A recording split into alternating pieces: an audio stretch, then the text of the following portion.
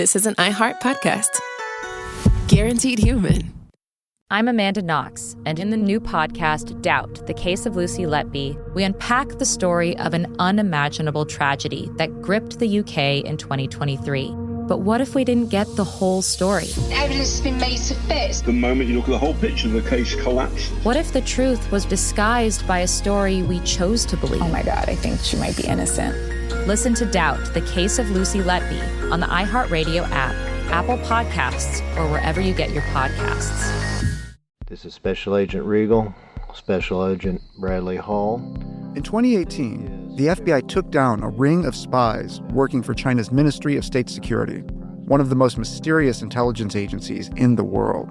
The Sixth Bureau podcast is a story of the inner workings of the MSS and how one man's ambition and mistakes opened its vault of secrets. Listen to The Sixth Bureau on the iHeartRadio app, Apple Podcasts, or wherever you get your podcasts. Hi, it's Jill Winterstein, host of the Spirit Daughter podcast, where we talk about astrology, natal charts, and how to step into your most vibrant life. And today I'm talking with my dear friend, Krista Williams. It can change you in the best way possible. Dance with the change, dance with the breakdowns. The embodiment of Pisces intuition with Capricorn power moves. So I'm delusionally proud of my chart. Listen to the Spirit Daughter podcast starting on February 24th on the iHeartRadio app, Apple Podcasts, or wherever you listen to your podcasts. I'm Nancy Glass, host of the Burden of Guilt Season 2 podcast. This is a story about a horrendous lie that destroyed two families. Late one night, Bobby Gumpright became the victim of a random crime. The perpetrator was sentenced to 99 years until a confession changed everything. I was a monster.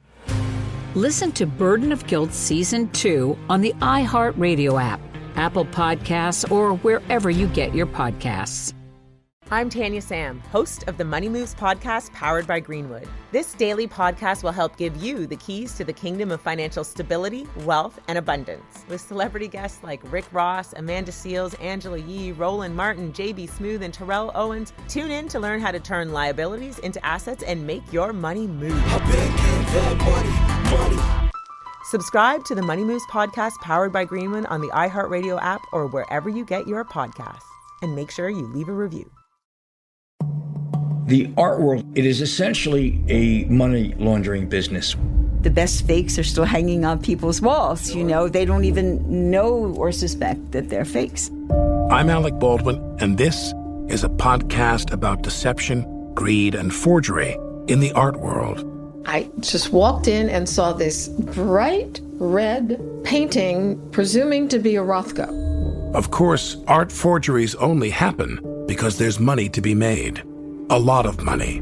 I'm listening to what they're paying for these things. It was incredible amounts of money. You knew the painting was fake. Listen to Art Fraud starting February 1st on the iHeartRadio app, Apple Podcasts, or wherever you get your podcasts.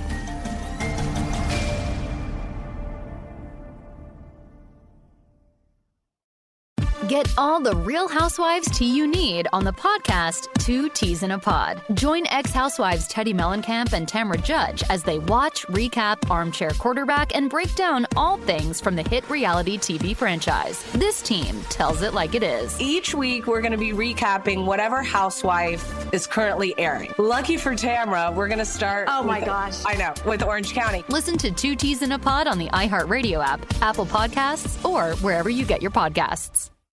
Hey everybody, Robert Evans here, and I wanted to let you know this is a compilation episode. So every episode of the week that just happened is here in one convenient and with somewhat less ads package for you to listen to in a long stretch if you want. If you've been listening to the episodes every day this week, there's going to be nothing new here for you, but you can make your own decisions. All right, welcome to It Could Happen Here, a podcast that is about 50% of the time introduced well and about 50% of the time us talking about how we're bad at introductions. And today it is just me, Christopher, but with me is Hadley and Mike from Lobelia Commons, who are here to talk about many things, one of which is their is the first edition of their Earthbound Farmers Almanac. Hey. How are you two doing today? I heard there's maybe a thunderstorm rolling in. Yeah, we're doing pretty good. Gonna be glad for the rain, I guess. Yeah, it'll be good. We could have it. Well, I want to talk a little bit first about Lobelia Commons. So, how did that project start? I know it was something from the beginning of the pandemic, but had y'all been working on this kind of stuff before? And yeah, just run us through a little bit of that. Yeah, so it kind of started last year during the pandemic, basically. Basically, at the beginning of the pandemic, we had a surge of interest in these like kind of mutual aid groups. And the largest of which that formed in New Orleans specifically, which some of us helped form, was called New Orleans Mutual Aid Group, which was doing like food distribution. It kind of stemmed out of a project that was already running like a food share, basically getting excess produce that was coming into the port and distributing it for free in front of like one of the gentrifying grocery stores. But within like, I want to say like a couple of weeks, there was such a surge of interest in doing that type of like volunteer whatever work that there was like a ton of labor to make it happen. And that basically meant buying tons of produce eventually, because the ports eventually shut down. I mean, there wasn't any produce coming from anywhere at the beginning of the pandemic. And so that meant basically buying tons of produce from like Costco, and that labor meant like waiting in lines for, wrapping around entire like massive like multi-city block warehouse stores. And so it was basically doing like food distribution. So we took the opportunity to, since there was so much labor happening, that we could go and start to address the question of like food production specifically, and try and do that in interesting ways. So we felt like it was pretty important to start like experimenting in different forms of food production and like ways of relating to food production. So, I mean, this first started with like we were basically just starting tons of seeds and delivering them all over the city. Just driving around we had like one centralized nursery that was run out of a warehouse. And that was a ton of labor. It was really time consuming. It was super centralized. And so we moved from that into a number of other projects. Shortly thereafter, we put together like a collaborative mushroom production group where we were getting people who had been growing mushrooms and teaching folks and doing skill shares to produce oyster mushrooms out of buckets.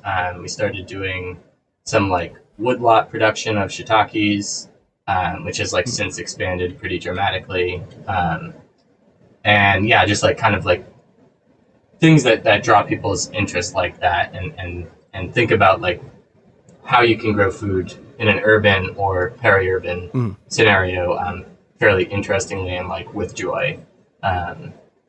Also, after this, we were reached out to by folks that were like, well, I want to grow herbs. And rather than specifically getting like a lot and covering it in different herbal medicines, we reached out, already had folks reaching out to us. So someone came up with the idea of, well, let's just all grow in like our backyards tons of herbs, and let's find herbs that already grow abundantly around us to kind of collectively share the experience of harvesting and turning those into medicines. And so now there's like this herb commons group that the labor is distributed. It's distributed geographically, but there's these like meetups where their bulk herbs are given out, just like in a communal space, and there's skill shares happening therein, and so there's kind of some community being built around that. That happens in a very decentralized manner. Yeah, it's definitely very decentralized. There are working groups that are part of Lobelia Commons that I'm like not entirely sure what they're doing in any given day, or what's going on. I'm involved in like a couple particular projects within it. And I think that it's really flexible for folks who are trying to get involved. They can kind of be involved at whatever level they want. Like, if somebody doesn't want to go to a bunch of garden work days or a bunch of meetings or something, which, have been a great way for us to like see each other and see our friends during the pandemic and stuff, is to get together for these work days outdoors or whatnot. But if somebody wants to just like do nothing but sprout plants at their own house, and then somebody will come pick up those seedlings and bring them to one of our decentralized nursery spots, that's great. That's one of the other kind of projects we have. We call it the decentralized nursery. And that's kind of like just something that people already do at a certain time of year. Gardeners will regularly start more plants than they need and then just kind of give them away to friends and neighbors and stuff. And we tried to just make it a little bit more of an intentional thing. And this was also kind of growing out of like at the very beginning of the pandemic when we were actually doing seedling deliveries to people, which made sense at that time, but it was like very labor intensive. So we kind of moved to this model of having just like free stands in front of houses, on street corners, in different places. There's already like a bunch of free fridges around New Orleans and things like that. And so this is kind of like the free plant version of that. And it's really easy for somebody to just set one up. And then that kind of also allows us to like work on this other aspect of decentralizing food production. Cause like, that's definitely one of our goals, right? Is to like not have a tiny percentage of the population be the only ones who know how to grow food and doing it under the control of a tiny number of corporations that own all the land. And, obviously we're trying to get away from that food system. And so one of the ways we can think about doing that is finding ways to really decentralize some of the skills that are necessary. So for example, like if somebody's growing avocados for our nurseries, the thing about growing an avocado from a pit actually is that that tree probably won't produce fruit. It actually needs to be grafted. So we can have people starting pits, and then we're also, sharing the knowledge of how to graft these things, because we kind of like see a future in which a lot more people will need to be involved in food production, but also, like Mike was saying, like we want this to be not like a job that it feels like people have, but this joyous kind of thing that's just a part of everyday life.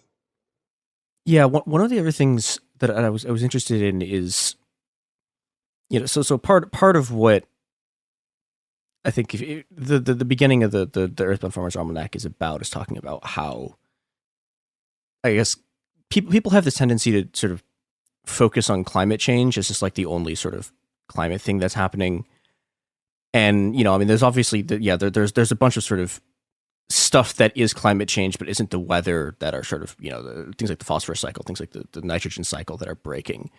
But simultaneously, I think it's also true that, that kind of stuff, and this is also something that's talked about in there, is going to have a large impact both on sort of like even just what kind of biomes exist in a very short term. And, another product of that is that the sort of increasing rate of storms. And I was wondering if y'all could talk a bit about what happened after Ida and how both just sort of in the short term and in the long term, the increase of just hurricanes, and I hesitate to call them natural disasters because, that there's a whole thing about how these disasters are sort of manufactured in a lot of ways, but how that's been affecting how y'all, I think, are sort of thinking about and working with these kind of mutual aid projects in food production.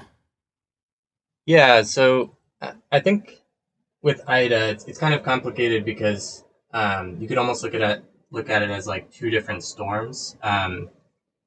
Because what happened in New Orleans versus what happened in, say, like Homa or the river parishes, these areas that are, generally south and west of New Orleans, are kind of like two different animals in some ways. Like, what happened in New Orleans specifically relates to infrastructure. So like what you're saying, like the kind of quote unquote natural disasters thing, that's, that's a pretty commonplace way of looking. I mean, it's not a very radical conception that like these aren't natural disasters or whatever. The disaster is created as soon as there was the attempt to create a colonial New Orleans in the first place. So this became honestly part of like national discourse as a result of Katrina, most famously because of the Army Corps of Engineers failure in 2005. And so what happened this year was with Hurricane Ida was the one of the main transmission towers for the Entergy Corporation in New Orleans is called Entergy, for those that are outside of the Gulf South aren't familiar with. So the Entergy tower fell into the Mississippi River. You had that happening at the same time that thousands of power lines fell down. The power lines are on poles and very prone to getting knocked down, even just during any day of the week. And so there wasn't actually really much flooding that was happening. It was primarily wind damage. So the tower falls into the river, power lines down. You had something like, I believe, 55 barges in the port of South Louisiana falling off their moorings and floating around. Just crashing into things. Just crashing. And like there's like several ferries that connect the east and west banks of the city. Those fell off their moorings. So like the physical infrastructure of the place and how that relates to beyond New Orleans is located at the very southern reach of the Mississippi River's port of southern Louisiana, which is like a 55-mile port, I believe, a 52-mile port that processes like 60% of all U.S. grain going to export. So it's like a massive, really, really important piece of American capitalist infrastructure. So that when those boats fall off their moorings, it's not like, oh, this like whatever quaint like bayou problem. It's a very serious imperial problem. But so for the average person living in New Orleans, this looked like I think it ended up being for most people around a week and a half without power. Which, if anyone's lived even with air conditioning in New Orleans for a summer, it's extremely difficult to live here during the summer. It's obviously not impossible when you have modern amenities, but when you're without those, when you're without the refrigerator, when you're without your freezer, air conditioning, it's really, really, really hot. So that's what was happening in New Orleans. There was some damage to people's roofs. There was some fairly substantial damage to the structures. But what happened to the west in cities like Laplace, which is about 25-30 miles west of New Orleans, that's where you started to see like very severe flooding, very severe damage to structures. Places like Houma, Lafitte, Port-au-Chien, all these places that are closer to the coast. That's where you saw the real heavy destruction. So a lot of people have been framing what's happened down the bayou and in the river parishes, as we would say, as like those places Katrina, because the destruction was so total in that way. So the way that you relate to that type of, again, quote unquote disaster is much different. Whereas what happened in New Orleans is more of a continuation of what could be called like a series of apocalypses that have been happening since colonization. I think that's an interesting point. Also, that I want to talk about a little bit about U.S. grain exports, because I think that's another part of this whole food system question that is important on a scale that I don't think people understand. Like, it's just for a bit of background for our listeners. So when all of the sort of giant like free trade agreements went into effect, so the free trade agreements are like, okay, you're not supposed to be able to like have government subsidies of agricultural products, and there's a couple of carve outs that were put into this. So now, almost all of them, there's exceptions for, there's a couple of like weird manufacturing stuff in like Italy and Germany that have carve outs. And the other big one is that the US government's allowed to just do enormous levels of agricultural subsidies that no one else like really in the world is allowed to like match or do. I mean, do it like, if you try to have grain subsidies, right? It's like, the IMF will come after you. Like you're not allowed to do it. But then simultaneously you have the U.S. producing all of this, like, this. I mean, it's not really cheap, right? But it's this enormously subsidized grain that nobody can actually really compete with. And I think that's like an interesting. I was wondering how do you guys think about that in terms of, trying to do decentralized, I guess, agriculture in a place that's to a large extent this sort of like conduit of grain to the rest of the world, but in a way that like also inhibits those places from actually, having their own kind of like decentralized agriculture? I mean, I can speak a little bit about like what that kind of does to our context of like making it like, especially when I see people in the kind of organic gardening, farming world trying to go on this model of like, oh, we're going to make, regenerative agriculture profitable and we're going to make it somehow compete with conventional agriculture. And I guess I just don't really think that is feasible in that terrain. Like, if we're trying to compete on that same terrain and we're competing with these absurd subsidies, it definitely just the same problem that you see around the world where people aren't able to afford to grow their own thing because there's no way they can sell it as cheaply as U.S. grain.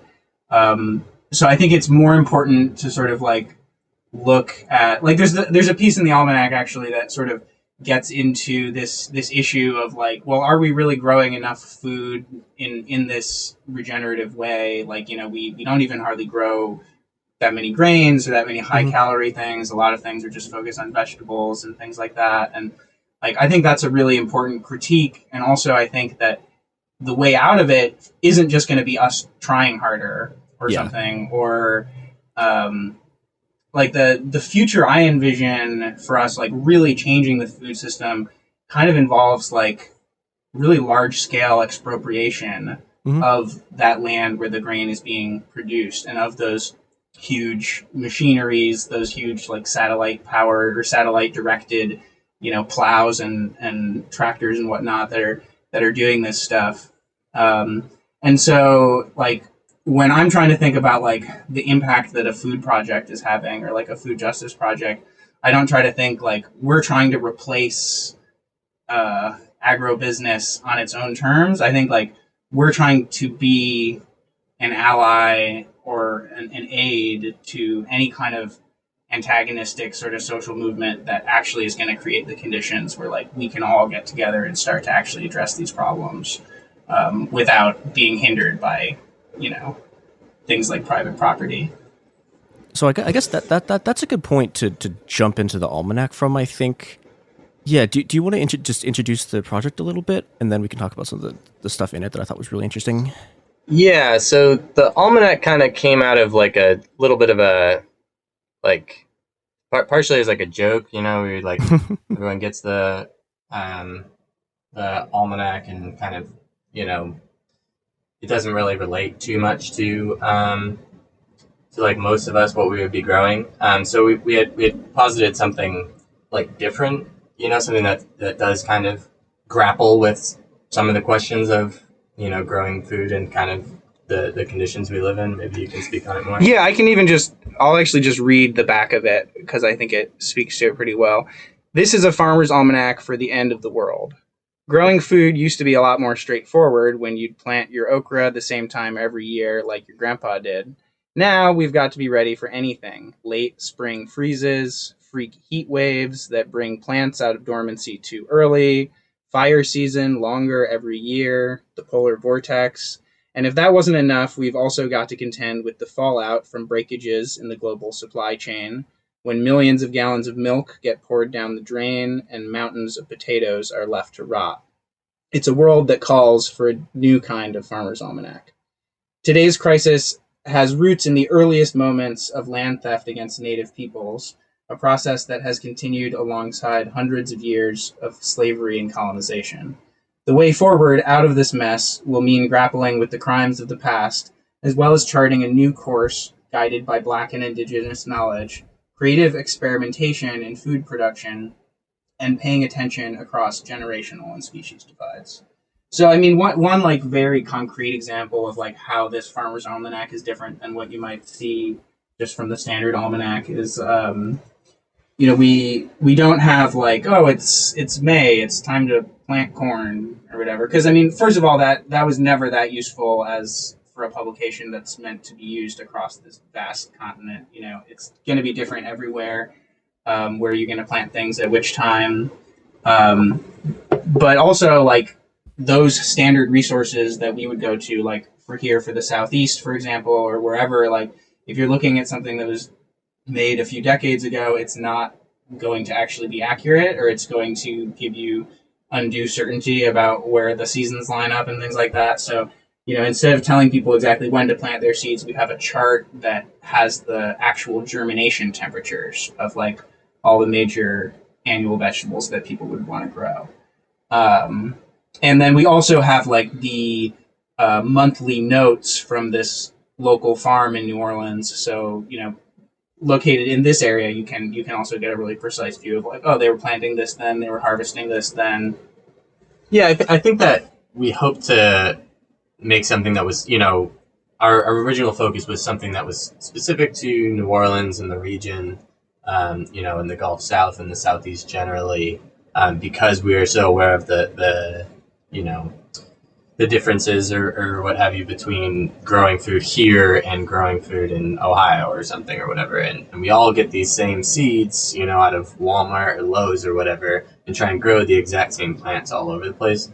So trying to hone in on some of that local perspective in terms of like getting some like folk tradition, getting some, anecdotal evidence about, things that worked or things that people are trying. But I think that was fairly successful. I think a side that we weren't really expecting as much was just the amount of national and even international kind of grasp that it had. I think a lot of people like could use something like this in their area, and it's fostered some really interesting connections for people that are experimenting in New York, for people that are growing things or thinking about maybe food systems and how they relate to prisons in California, or even as far away as Brazil. It's kind of began to foster a connection between Lobelia Commons and a group called Terra dos Povos, which translates roughly to like the web of peoples in Brazil, so-called Brazil, where it's kind of like experimental agroecology project that's very specific, specifically focused on, sovereignty, land stewardship, kind of following a little bit in the tradition of the landless workers movement, if anyone's familiar with MST.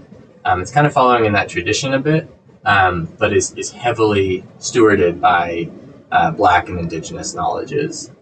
Yeah, so that was something I think of a kind of pleasant surprise out of it.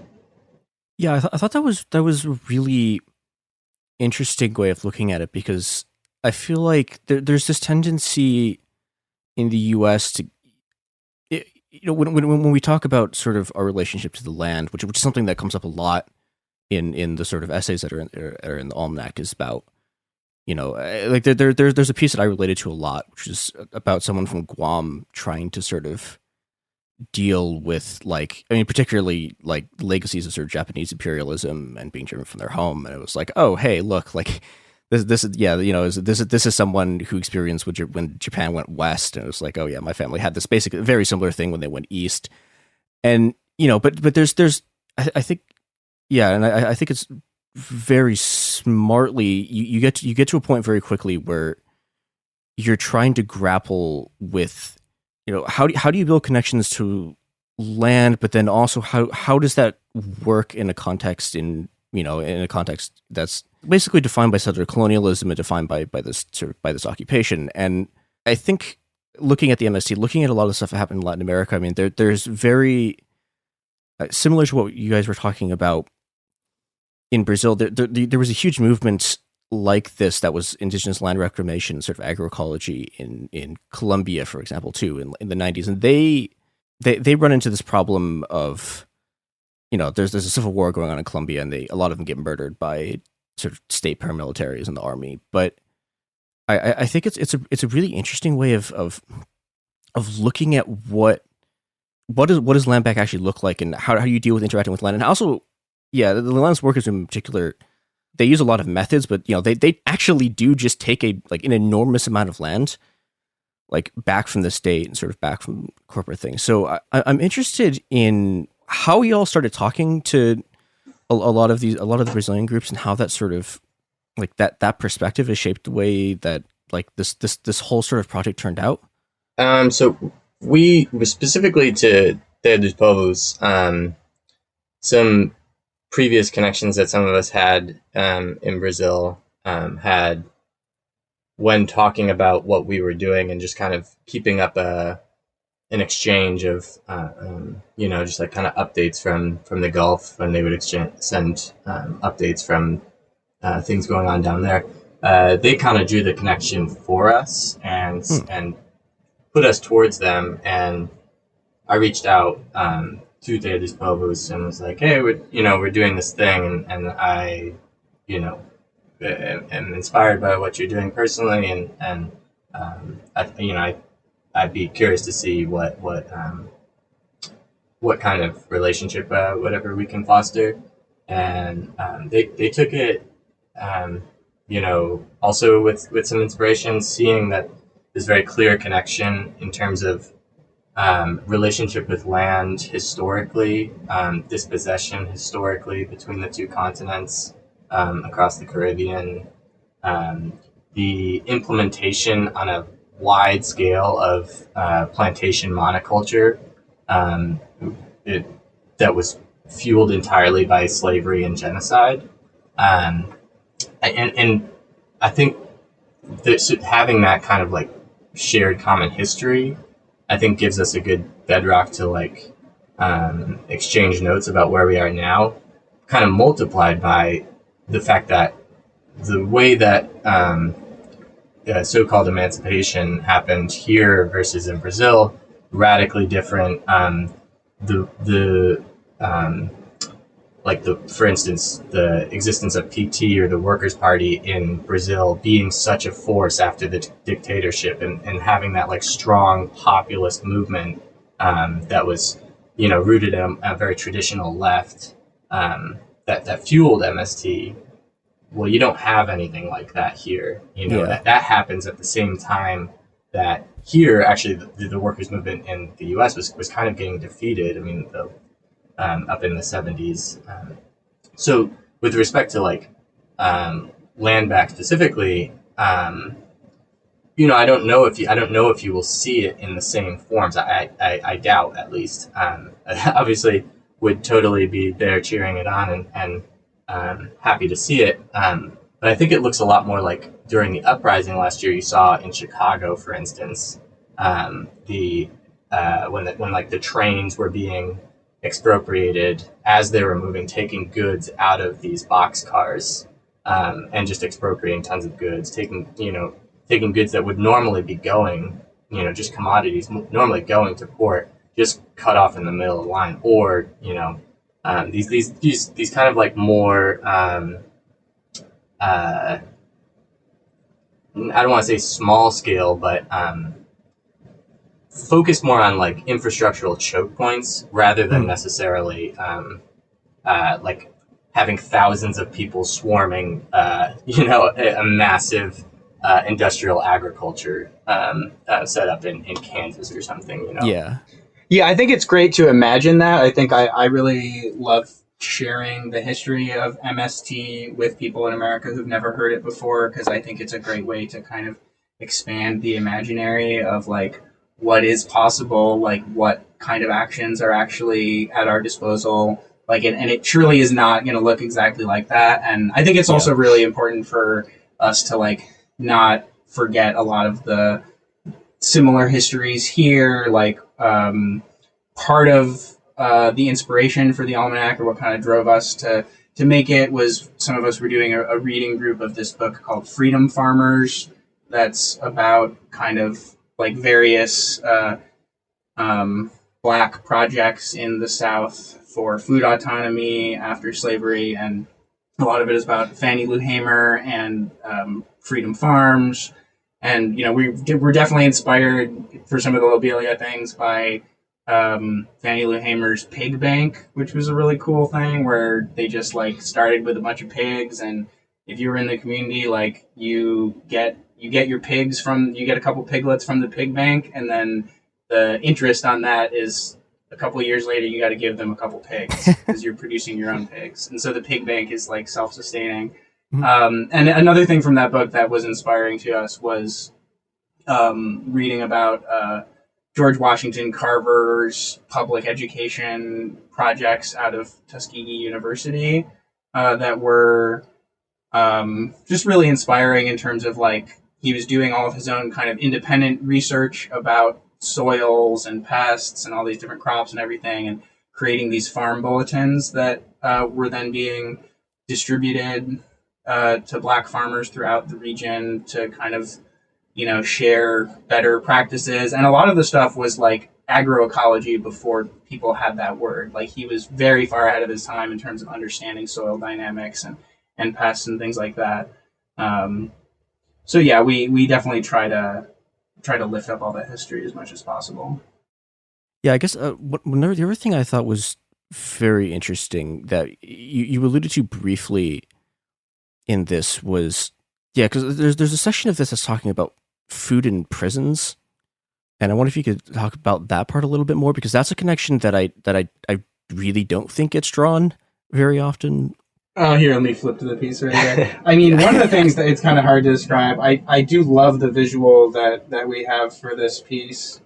But yeah, I mean, it just like it's a striking image. You know, it's got like, in the center, there's a picture of a really high density chicken operation, and there's somebody wearing sort of like a full Tyvek suit and just walking through this like massive herd of chickens. And then that's superimposed over this just like really nasty looking close-up photo of a prison food tray, and just like the canned veggies and the everything. And like, I mean, I've been to jail a number of times, and the food is always terrible. It's always one of the things you talk about or you can bond over or whatever. It's just how bad the food is. But I think people who haven't experienced that don't really think about just how much systematic like starvation is going on and malnutrition is going on, where it's like the only way you could possibly survive in these places is spending a bunch of extra money on commissary to get stuff that also isn't healthy, but at least you can get more calories and stuff. Yeah.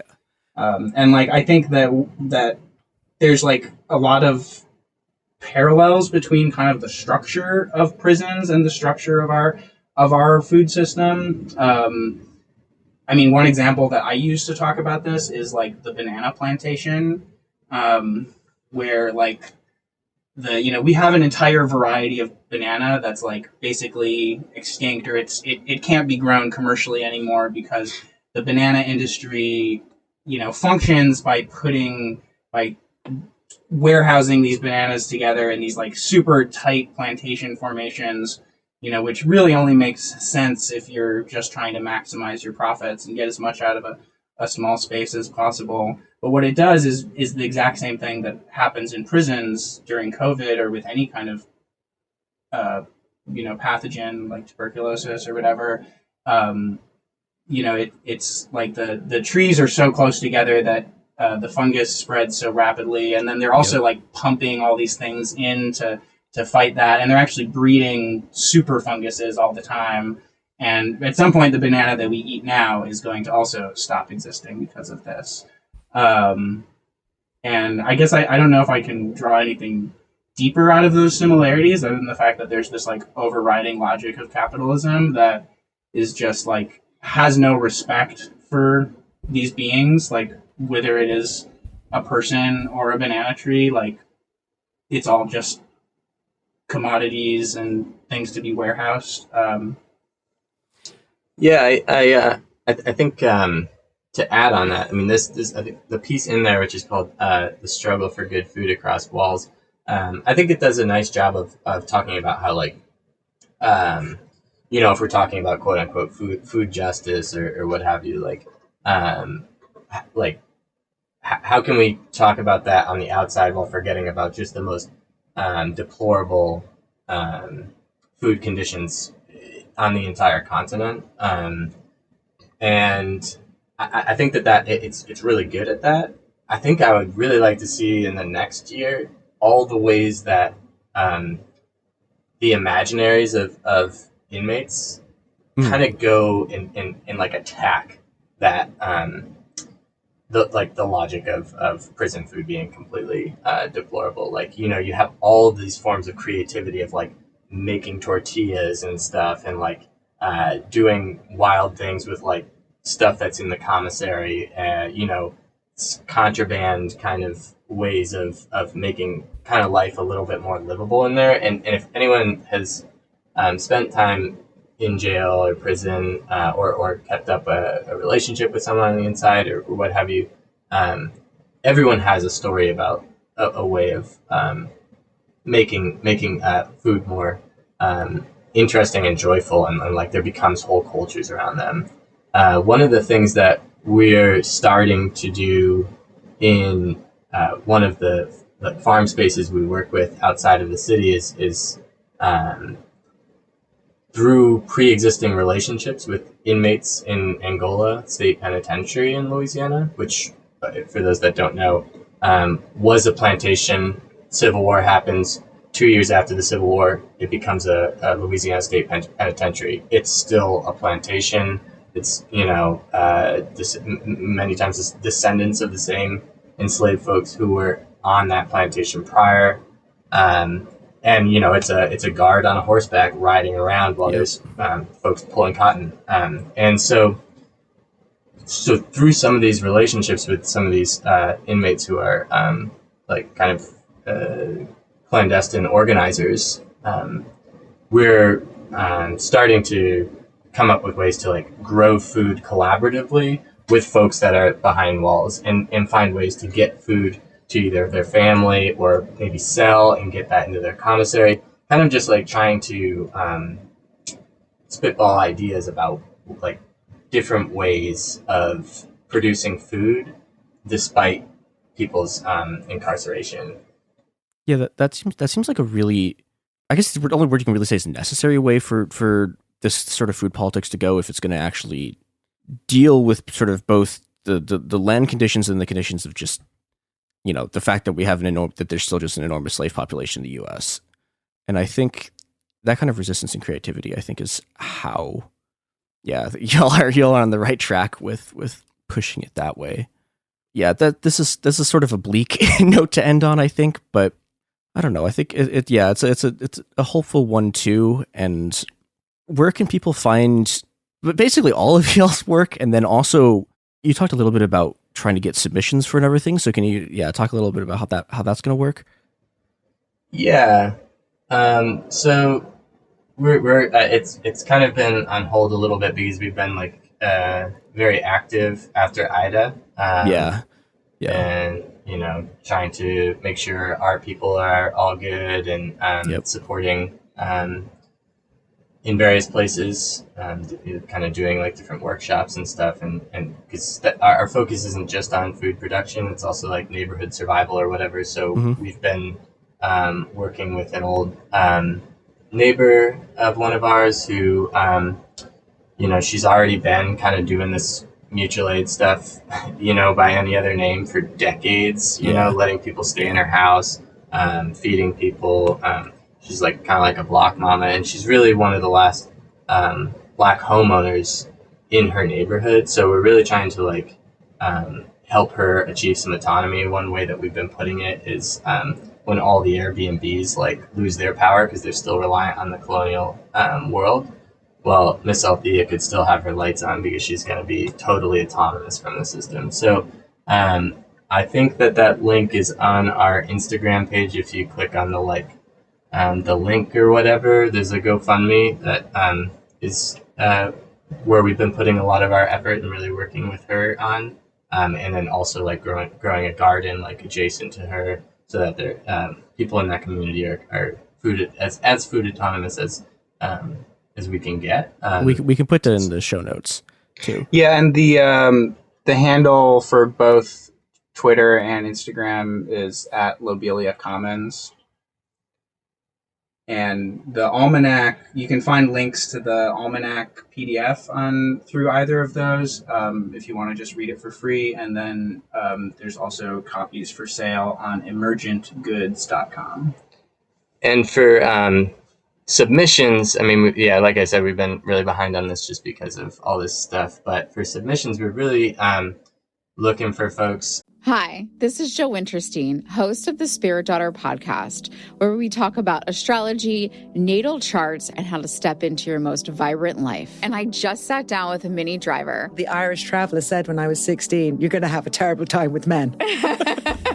Actor, storyteller, and unapologetic Aquarian visionary. Aquarius is all about freedom-loving and different perspectives, and I find a lot of people with strong placements in Aquarius are misunderstood. A Sun and Venus in Aquarius in her 7th house spark her unconventional approach to partnership. He really has taught me to embrace people sleeping in different rooms, on different houses, in different places, but just an embracing of the isness of it all. If you're navigating your own transformation or just want a chart-side view into how a leading artist integrates astrology, creativity, and real life, this episode is a must listen. Listen to the Spirit Daughter podcast starting on February 24th on the iHeartRadio app, Apple Podcasts, or wherever you listen to your podcasts. In 2023, a story gripped the UK, evoking horror and disbelief. The nurse who should have been in charge of caring for tiny babies is now the most prolific child killer in modern British history. Everyone thought they knew how it ended. A verdict, a villain, a nurse named Lucy Letby. Lucy Letby has been found guilty. But what if we didn't get the whole story? The moment you look at the whole picture, the case collapses. I'm Amanda Knox, and in the new podcast, Doubt, the Case of Lucy Letby, we follow the evidence and hear from the people that lived it to ask what really happened when the world decided who Lucy Letby was. No voicing of any skepticism or doubt. It'll cause so much harm at every single level of the British establishment of this is wrong. Listen to Doubt, the Case of Lucy Letby on the iHeartRadio app, Apple Podcasts, or wherever you get your podcasts. I'm Clayton Eckerd, and in 2022, I was the lead of ABC's The Bachelor. Unfortunately, it didn't go according to plan. He became the first Bachelor to ever have his final rose rejected. The internet turned on him. If I could press a button and rewind it all, I would. But what happened to Clayton after the show made even bigger headlines. It began as a one-night stand and ended in a courtroom, with Clayton at the center of a very strange paternity scandal. The media is here. This case has gone viral. The dating contract. Agree to date me, but I'm also suing you. Please search warrant. This is unlike anything I've ever seen before. I'm Stephanie Young. This is Love Trapped. This season, an epic battle of he said, she said, and the search for accountability in a sea of lies. I have done nothing except get pregnant by the Bachelor! Listen to Love Trapped on the iHeartRadio app, Apple Podcasts, or wherever you get your podcasts. I'm Nancy Glass, host of the Burden of Guilt Season 2 podcast. This is a story about a horrendous lie that destroyed 2 families. Late one night, Bobby Gumpright became the victim of a random crime. He pulls the gun, tells me to lie down on the ground. He identified Jermaine Hudson as the perpetrator. Jermaine was sentenced to 99 years. I'm like, Lord, this can't be real. I thought it was a mistaken identity. The best lie is partial truth. For 22 years, only 2 people knew the truth, until a confession changed everything. I was a monster. Listen to Burden of Guilt Season 2 on the iHeartRadio app, Apple Podcasts, or wherever you get your podcasts. To contribute, throw us a pitch. I think if you've seen the first one or have listened to this, you probably get something of an idea of what we're looking for. And we're happy to talk to people about different ideas. Bear with us if we're a little slower to respond because we're kind of still waist deep right now. But the submission for deadlines is the end of October, and you can email ideas or pitches or whatever to lobeliacommons@protonmail.com. And lastly, the project that I'm most focused on is the Front Yard Orchard Initiative, where basically we just propagate as many fruit trees as cheaply as possible, things that are really easy for us to grow from cuttings, like figs, mulberries, things that are easy to grow from seed, like papaya, moringa, pecan. And we basically just have some nice flyers that we put up, and we advertise a bit on social media, and also just kind of go door to door in neighborhoods where we already have gardens or connections, and offer to give free fruit trees out to people. And we're also happy to plant them for people and then kind of offer a consultation on how to take care of it or whatever. And also, if folks want to hear some of the pieces from the 2021 Earthbound Farmers Almanac read by some of the authors and then some interviews with those authors, you can check out this podcast called Partisan Gardens that did a really good episode that's kind of like an audio exploration of the almanac. Cool. Yeah, people definitely go read the almanac. It's a really good piece of work. Yeah, thank you two so much for joining us. Yeah, thank you for having us.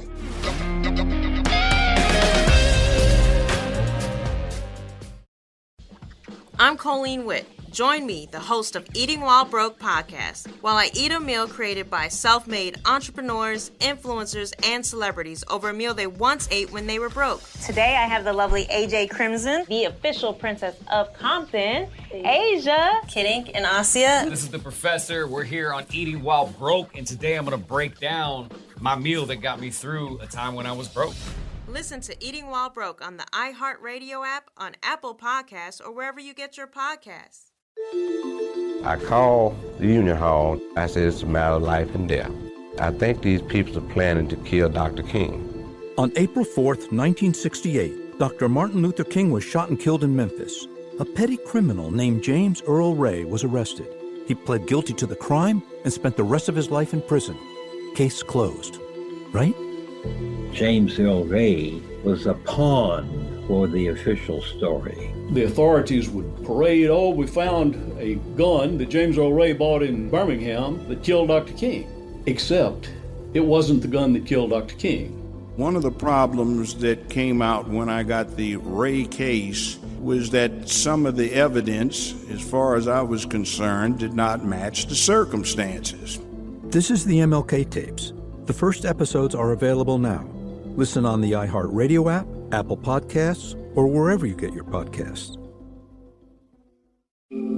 After 30 years, it's time to return to the halls of West Beverly High and hang out at the Peach Pit. On the podcast 9021 OMG, join Jenny Garth and Tori Spelling for a rewatch of the hit series Beverly Hills 90210 from the very beginning. We get to tell the fans all of the behind-the-scenes stories that actually happen. So they know what happened on camera, obviously, but we can tell them all the good stuff that happened off camera. Get all the juicy details of every episode that you've been wondering about for decades as 90210 superfan and radio host Sissany sits in with Jenny and Tori to reminisce, reflect, and relive each moment, from Brandon and Kelly's first kiss to shouting, Donna Martin graduates. You have an amazing memory. You remember everything about the entire 10 years that we filmed that show. And you remember absolutely nothing of the 10 years that we filmed that show. Listen to 9021 OMG on the iHeartRadio app, Apple Podcasts, or wherever you get your podcasts.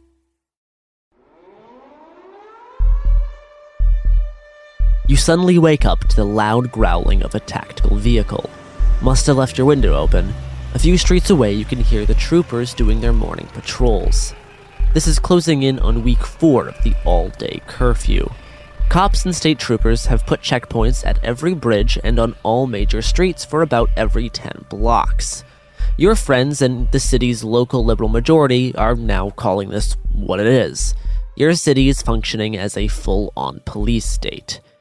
National establishment media has been more hesitant to use that term, but your Fox-watching conservative family from out of state has been texting you about how good it is that someone is finally establishing law and order and taking back the town after months of senseless looting and destructive riots.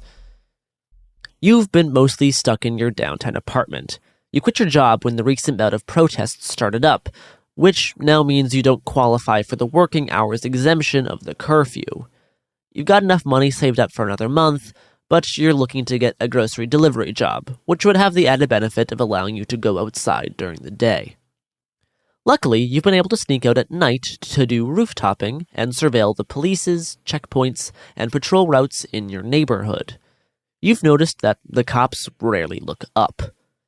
You've been feeding your intel into a surveillance database shared on a Telegram channel ran by some various activists. After lying in bed gathering your thoughts for a few minutes, you finally roll out and pick out your clothes. Dark loose pants, a plain shirt, beanie, and a high-vis jacket. Ordinarily, you'd break into your Red Bull stash for morning caffeine, but you've already got plenty of energy today. It's your boyfriend's birthday, and for the past week you've been planning to surprise him. You think there's finally enough information in the surveillance database to plan a trip across town with little to no law enforcement interaction. Between the in-person reconnaissance and hacking into the city's traffic cams, which was surprisingly easy, you've been able to figure out a route using city buses and on foot that should be able to avoid checkpoints and the regular patrol routes. From what you've seen online, bus drivers won't ask for a work authorization card, and you're hoping the high-vis jacket will make it look like you belong. Lastly, before you leave, you grab your small yellow messenger bag and jam in a water bottle, plus a tin of 6 cupcakes. Deep breaths. Slowly twist the handle of your door and stare down your apartment hallway. You're on your way. You keep telling yourself, just act like you belong. After taking the stairs down to ground level, you make your way street side. This part you feel more confident about. You've been able to study the patrol patterns around your immediate area more carefully. The bus stop you're going to is just 4 blocks away. You can zigzag through 2 streets and to avoid the main drags. As you walk through the sidewalks, you keep your head down, but your eyes are darting side to side to get a lay of the land. Don't walk too fast or too slow. Match the people around you. Obviously, not many people are out right now, but there are enough to mirror their movement and pace. It feels like it took forever, but you get to the bus stop without incident, or seeing a single cop. Waiting at bus stops always feels like an eternity, but today it's worse. Within a few minutes, the blue Metro bus does pull up. The bus driver gestures you on. The electronic ticketing system isn't turned on. You peek up to the driver. The look in her eyes is telling you just to head on back. At least you know she's probably on your side. You picked this bus, not because it's the most direct route to your boyfriend's place. It's not. But because it gets you close enough while avoiding the checkpoints you and your internet buddies have mapped out. It's a slower, more jagged route, but at least you get to relax for a while and enjoy the ride. And hey, you can get an in-person look at the rest of the city under the curfew and police occupation. The ride's now closing in on a little over half an hour, about 10 more minutes until you get off. Your heart's racing. You might actually do this. In your flash of nervous excitement, you look up ahead on the road, and your face drops. About half a mile up ahead, you spot a checkpoint. Fuck. No, this is wrong. This wasn't on the map. The checkpoint on this street was supposed to be further up the road, after you get off. Your mind flashes through different possibilities. Did the cops change the checkpoint this morning? Wait, did the police find the database map on Telegram and are feeding it false info? You stop yourself from thinking because you realize you need to act now and think later. You jump out of your seat and sprint up the bus towards the driver. You blurt out, "I need to get off this, right now. Please." The driver looks ahead, looks at you, and tilts her head down and pulls over. Quick. That's all she says to you. You dart out of the bus and into the half-residential, half-retail labyrinth. And as you're running, you hear sirens. Fuck, they saw you. Your head swivels around to catch a glance. One car from the checkpoint is headed your way. You hope the bus driver doesn't get in trouble, but right now, that's not your problem. You think, first thing you need to do is prevent the vehicle from pursuing you. So, off the big streets. You take a second to tighten the messenger bag around your body, and here we go. To your right, you see a walled courtyard for a small 2-story apartment. You estimate the wall is 8 feet tall. Doable. You turn off the street and run towards the wall, slowly gaining speed. Jump up and plant your foot on the side, then your arms reach up and grab the top. It's a bit of a struggle to pull yourself up. You got some stuff weighing you down, and you're a bit out of practice, but you get up. You hop down onto the other side and keep going for now. You barrel through some dense bushes and vault a few small railings as you traverse the side streets. Soon enough, you're far enough away from the car, with plenty of obstacles in between you and it, that you feel like you can catch a quick breather. Now you have a choice. Hide it out here for a bit, or figure out a way to your boyfriend's. You still got a decent sense of where you are. The destination should be only about 10 blocks away now, in a diagonal direction. You'll get plenty of time to rest at your boyfriend's place, so you figure you should continue on. As you're about to head on your way, 2 armored state troopers turn the corner on foot. You remember you're still pretty close to the checkpoint. One look at you with your hands on your knees as you pant. The cops know you're out of place. "Stop!" yells the cop. "You're being detained." Fuck. Time to book it. Gonna have to think as you run. Good news is that they're in armor. Bad news is that you're tired and your outfit is blown. You can change clothes once you get to your boyfriend's, so you decide the best course of action now is to make it hard for 2 people in armor to follow you. Time to put some obstacles between you and them. You're already mostly out of the retail area, which means it's time to hop some backyard fences. Ferris Bueller's Day Off shit. You make a sharp left turn behind a car and into someone's yard and up and over their fence. One hand grabs on top, one hand goes to the far side, and you flip your body over. Next few fences are shorter. Regular speed vaults will do. The sound of the clunky tactile boots chasing you gets quieter as you traverse through the yards and zigzagging around blocks. Before you know it, you're on the back street of your partner's place. Only a few more steps and you can see their backyard in the distance. You quick turn your head and look around. From what you can see, you've lost the state troopers. You scurry through 4 more yards before you reach your target. You let out a sigh of relief. You jog past the side yard towards the front. You probably should use the front door. Before you knock, you take a look inside your messenger bag. You unclip the latch, and inside lies a smushed pile of cupcake crumbs with pink frosting coating the insides of your bag. Well, at least I made it in one piece, you say out loud. After an exhausting trek, you finally knock on the door. Ooh! It Could Happen Here. Podcast. Robert Evans. Sophie is not here today, so I get to open the episode with atonal grunting, because she was unable to stop me. Welcome to the podcast that this is, talking about things falling apart, how to, make it not, maybe. My guest today, well, my co-host today first is Garrison Davis. Garrison, how are you doing today? I'm doing good. Good. We have a little bit of a fun update. This actually happened last week, but this will be the first episode we're recording since it happened. Last week we put up some links to a GoFundMe and a couple of different episodes of Bastards and of It Could Happen Here to try to help a woman named Ruba who lives in Portland and is a community activist save her house. When we started the fundraiser, she'd raised about $28,000 to get basically keep her home. And it's up to the $50,000 she needed. Y'all did that in about 3 days. So you've kept a woman in her home, and allowed her and her family to stay where they are. And I'm just extremely grateful to everybody who donated, who shared. It's just, awesome. This comes after, earlier in this year, y'all funded the Portland Diaper Bank. I just continue to be very impressed with how much people who listen to these shows are willing to throw down to help people out. So thank you all. And now I'm going to hand it off to Garrison. Garrison, what are we talking about today?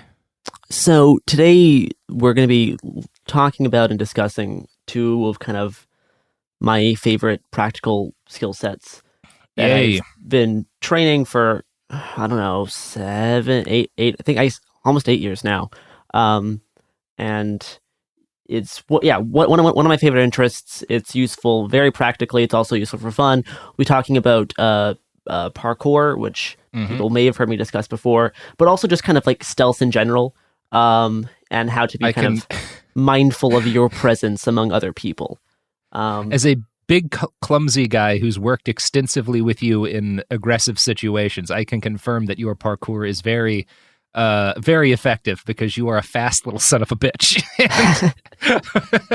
Very good at getting away from the cops and getting to where you need to be to film things. It was always kind of amazing, as frustrating as it was sometimes when you would dart out ahead of everybody, but can't argue with the results. So, and to help us kind of talk about parkour and stealth, I have brought on a friend of mine who is the person who mostly taught me parkour and stealth. My friend Rick, who has been teaching parkour for a long time. Say hi, Rick. Hi. That's Rick. Rick is very not super social, so I think it's amazing that I was able to convince him to come on a podcast. Pretty funny. First off, Rick, do you want to kind of just like give your definition of like parkour in general? Because I know whenever we say parkour, everyone just thinks of The Office, which I know you find frustrating.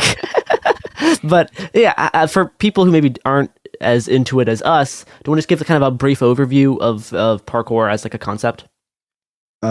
Parkour is a really annoying concept to actually pin down. But basically speaking, it's movement with purpose. You are somewhere, you want to get somewhere, and you're trying to find the best way of doing that. When we're training, we kind of focus on efficiency, safety, speed, and the reason behind the movement.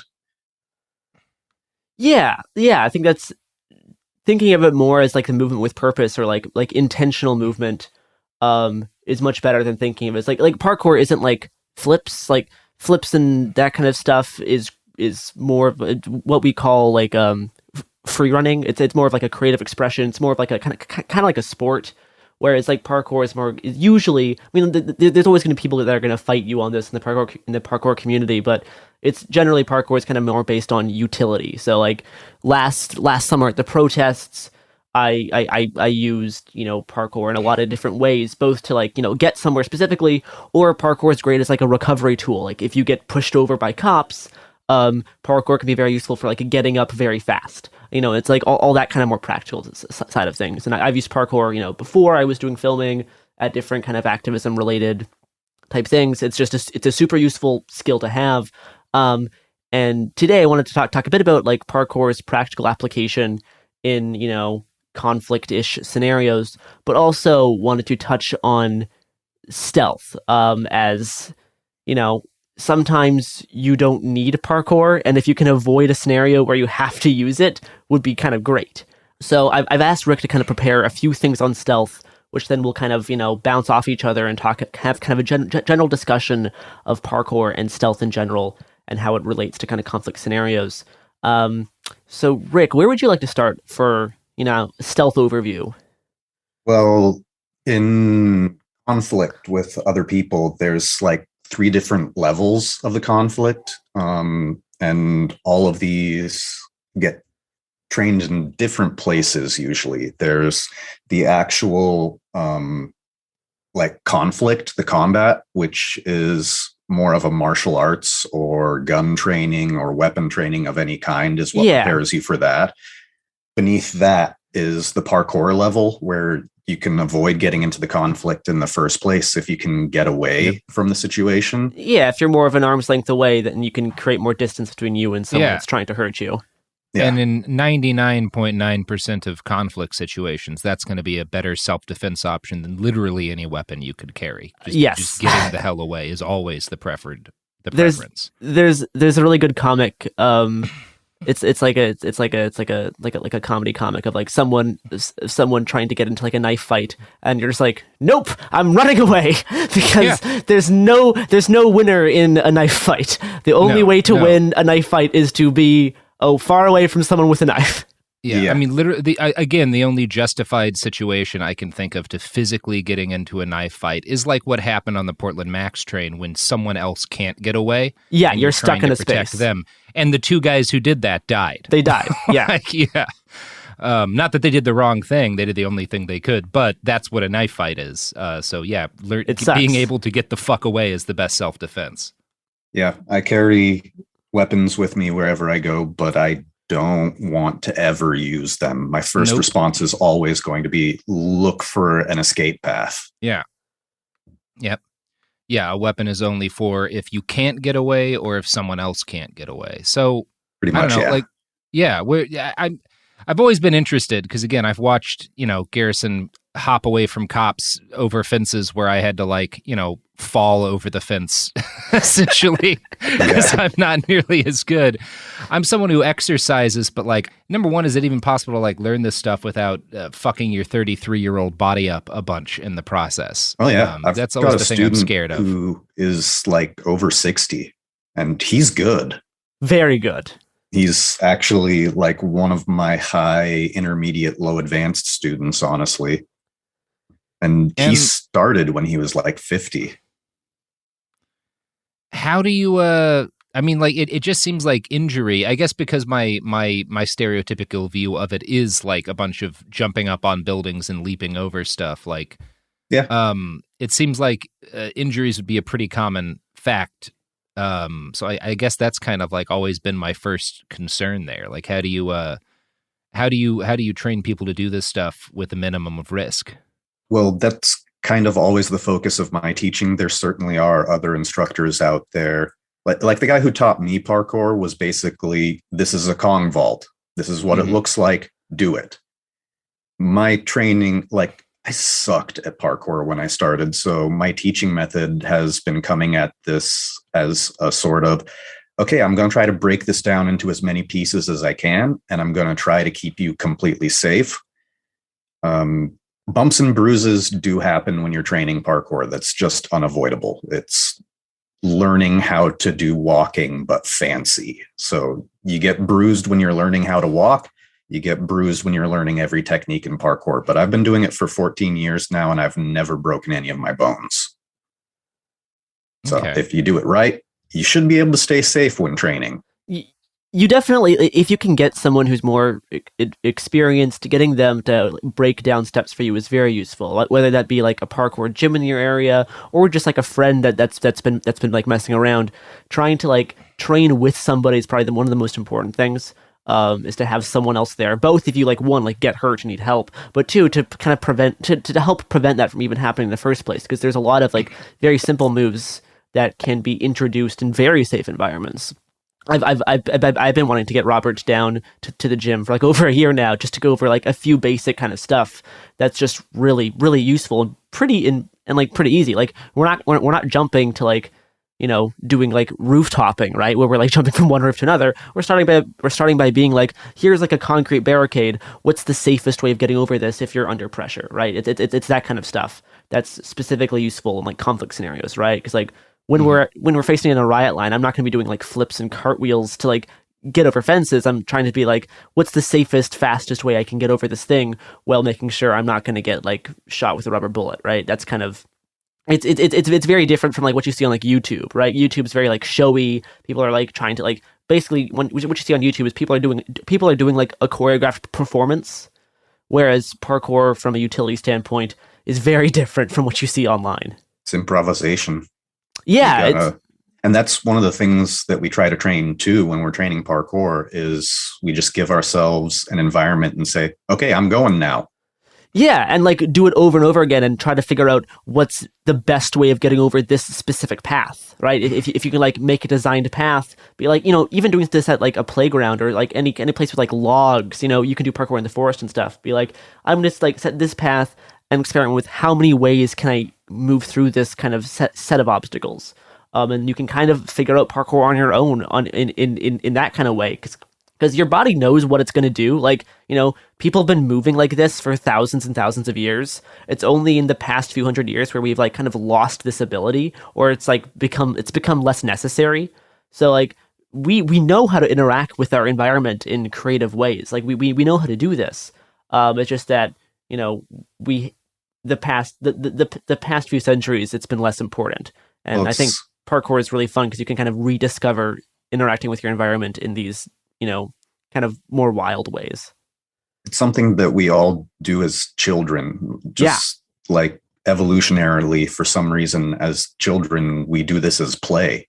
We climb trees and we try to go over fences. It's just that something in our society has made a shift so that when we become adults, it's suddenly not acceptable for us to do this anymore. Yeah, I mean, I can remember when I was a little kid growing up on the farm, we had a bullpen because we kept the bull away from the cows. And my cousin and I would hop over the fence and we would throw stuff at the bull. And then when it started to charge, we would hop back over the fence. Yeah. Like, I mean, obviously I'd never do that today because it's mean to throw things at a bull. I was 6, but also I couldn't physically hop over the fence that way today. But I'm guessing within, like, I don't know, even just like a few hours of practice, you could figure out a lot of ways to get over I could be stuff. back to fucking with bulls is what you're saying. Exactly. You don't need to kiss the bull fucking goodbye. We can go back to this. We could go, I could return to tradition. Yes, exactly. Yeah. What is the degree of this that can be done without, again, like, you know, we have a wide variety of income levels that listen to this show. What is the degree of this that can be done without like paying for training, you know, that like how is it even possible to like start on this kind of thing if you're in reasonable shape, you know, on your own without paying someone? Because that seems like a recipe for breaking something to me. But I don't know shit. It is very much about knowing yourself and knowing what you're ready for.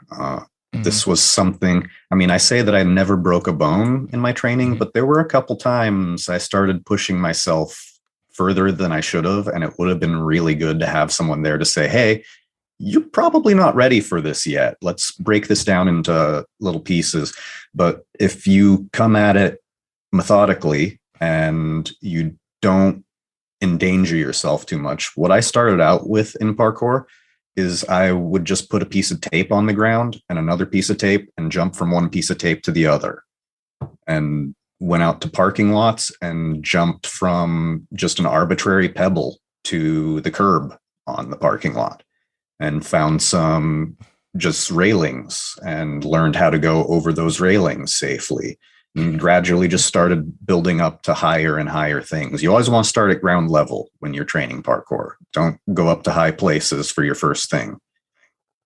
Yeah, I think there's a lot of like instructional videos on YouTube too that are not just like showing off. It's actually people trying to like break down movements. So you can like find a specific video, be like, okay, I want to bring this on my phone, go out into like a playground, a parking lot, like a wooded area, and be like, okay, this is this one vault.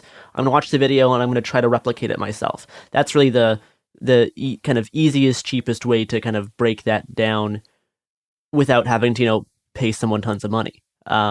If parkour classes aren't the most expensive thing, so that's if you do have a little bit of disposable income, I like parkour classes. I did them for a long time, but there was a certain point actually that like I couldn't afford classes anymore, and luckily I've been doing parkour enough at that point that I was able to become an assistant instructor, which means I got a free membership in exchange for helping out in classes like a few hours a week. So that's what I did for years when I couldn't afford classes is help teach, which I mean eventually I got leveled up to being like a full-time instructor.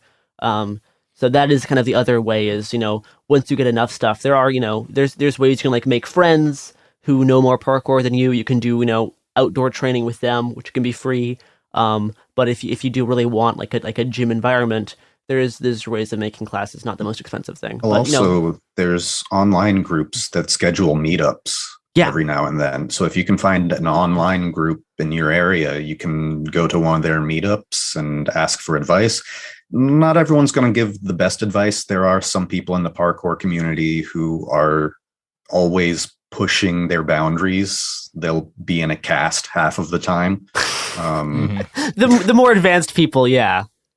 They generally. So always take advice with a grain of salt. Not everyone knows everything, and no one knows your body as well as you do. So you got to keep yourself safe above everything else. You can't get better at parkour if you break both of your legs. Yeah, that's always. So a couple of questions here. Number one would be, Obviously, I don't expect you to know, like somebody's in Michigan or whatever. I don't expect you to know the best parkour instructor there. But if somebody is looking at going the gym route, are there kind of some hard and fast rules for determining whether or not these folks know what they're doing? Like, is there any kind of advice you have in terms of picking a gym, or is it just kind of like go into Google Maps and see where the parkour be? That's a little bit tough because, especially since COVID, there's not many options for parkour gyms out there. My best advice would be go, and if they let you, just watch a class and see what's going on. See how many people have casts. Yeah. Yeah. Back when I was learning parkour, originally we would have basically 2 people in a cast all the time, just watching the class. Yeah. I didn't know that. Yeah. The guy that I was trying to keep up with the whole time spent 3 stints in a cast. Yeah, just funny because I've never got a serious injury ever. I was always more careful in my training, but like the most I've gotten is like like bruises and stuff. I got to a relatively high level of parkour like a few years ago. You only took classes from me, and my focus was always on breaking things down and making them accessible and safe. True, yeah, but there's definitely people who are more carefree with their body and okay with hurting themselves to do something cool. Yeah, and some people get away with that. So for folks who either don't have the financial means to go to a gym or there's just nothing in their area, because as you've said, there's a plague. If people are you've given some advice on like how to start trying yourself. Are there any specific online resources you would recommend to folks who are, looking to get on this on their own, dip their toes in? YouTube channels or people who, do good like writing breakdowns, anything that you would push folks towards? I haven't been up to date on it recently. A lot of the videos out there are garbage. What I recommend you look for is first of all, explanation. Second of all, if you can find videos of someone who's training something and they fail to do the move that they're trying to do correctly, and they fail to do the move that they're trying to do correctly, they fail and fail and fail and fail and then succeed. Mm-hmm. That's an honest video. That's one that I would listen to more because they understand the process. The other videos out there are sort of greatest hits compilations, and you don't get to see the whole process that goes into that. So that makes a lot of sense.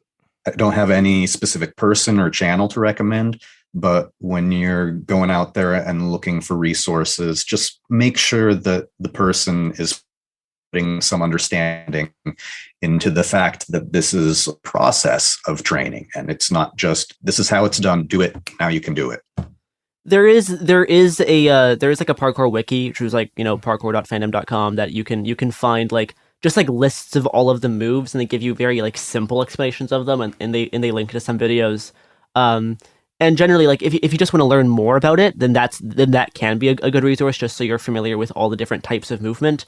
But yeah, like make sure you take every video with a grain of salt, and watch other people's explanations and be like, oh, okay, I kind of like the way this person describes it versus this person, because everyone teaches differently. Everyone teaches for kind of different like body types, for different like body performance models.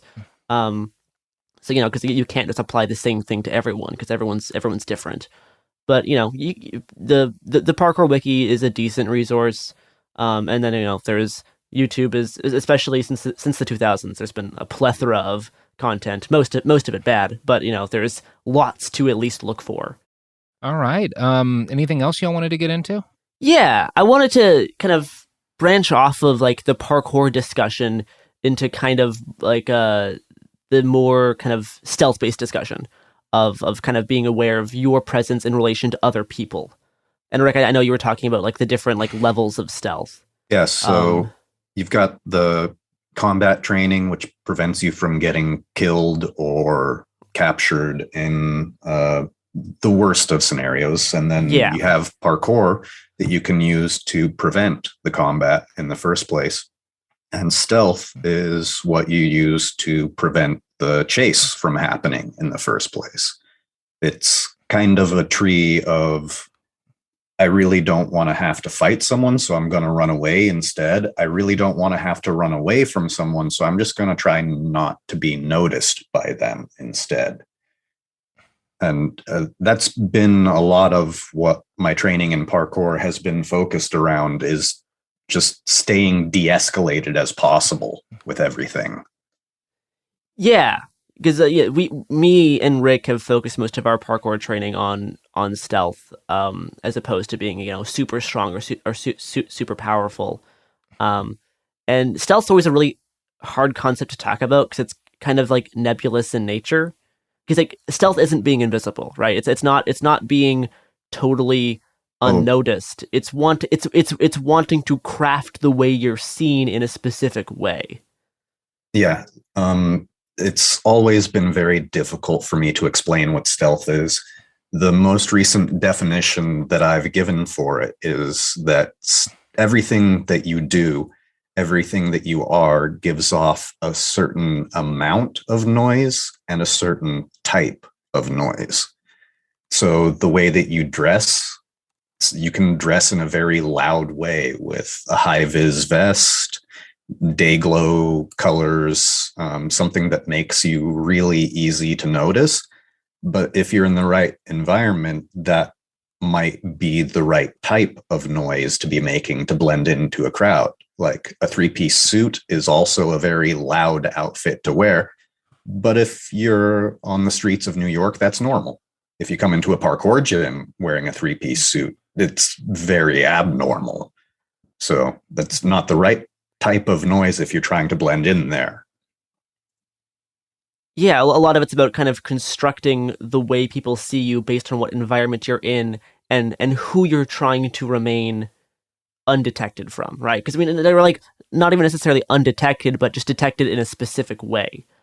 Because people's eyes can glaze over a lot of stuff if just like the right puzzle pieces are put into their brain, that it's like nothing to see here. Everything's normal. Nothing to be alerted, right? Because what you're trying to do is prevent someone from being like alerted to your presence. That is kind of the main thing. So you can be within someone's sight lines, but the way that you're dressed, the way that you're moving, the way that you hold yourself fails to get their attention.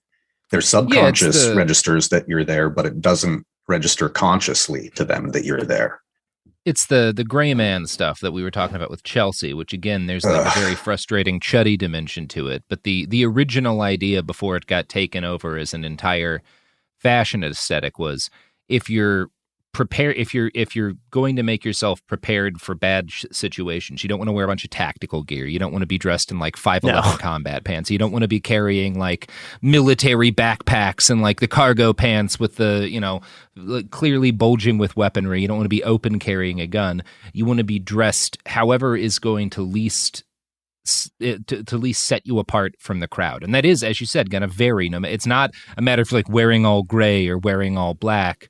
No. If you're in fucking downtown Salt Lake City, a black hoodie and jeans might stand out more than it does if you're in like downtown San Francisco, in which case you're going to look like a million other people. I mean, and generally, if you're trying to avoid being seen, I recommend against wearing black, basically at all times. Yeah. Especially if you're trying to remain like actually invisible at night, you don't want to wear black because black is usually too dark. You want to wear like darker blues or darker greens. Generally black should be avoided. Of course, like black bloc is a whole separate thing because black bloc you're trying to remain anonymous within a crowd context. But you know, in a lot of cases, you don't want to be in black bloc at protests, or you want to be able to switch from black bloc to what we call like normie bloc very quickly. So like quick changes are another kind of form of stealth. That you can like practice. Like you can just practice doing quick changes like in your apartment. Be like, how fast can I get from this outfit to this outfit in like a small space, right? You can practice these even like outside. But specifically for like black bloc, changing both in and out of is a skill that needs to be practiced. But overall, I think like there's a lot of other ways of being anonymous at a protest besides actually black bloc. Like there's a lot of other kind of methods. Like black bloc's a very specific tactic, but it's not a tactic that needs to get applied all the time. You should be mindful that it has a lot of downsides. And based on what you're trying to do, there's a lot of other ways to dress that would maybe be better. Yeah. Yeah, it's this it's a little bit like angles of it are kind of what we talked about even in like the last week when we were talking about like storing, food and canning food, and like the value of paying attention to the cycle of like what is in stock and what is not in stock during what seasons. It's kind of the same thing, the value of paying attention to how people dress and how people move and like what is a normal way to move about in wherever you live as opposed to like what stands out. Like there's a lot of value and a lot of self-defense value in just kind of paying attention to people wherever you live and getting an eye for what will stand out and what won't stand out. If you are someone for whom being able to blend in is something you see value in, Yeah. Rick, do you have any things kind of on that side of things, or any like exercises people can like do to improve their own personal stealth? Yeah, it's very, very situational. You have to sort of study many different environments. The biggest advice that I give people for stealth all the time is pay attention. You have to pay attention to the smallest details. When I'm even just moving around my house, like the bathroom door lock, when you twist the lock, the button pops out and makes a huge noise. I actually place my thumb over it and deaden the sound as I'm doing it. And I pay attention to the kind of noise that I make in every situation and try to minimize that as much as possible. I pay attention to which parts of my house make noise when you step on them and avoid those places. I basically just pay attention to every noise that my body makes, that my environment makes as I'm moving through it.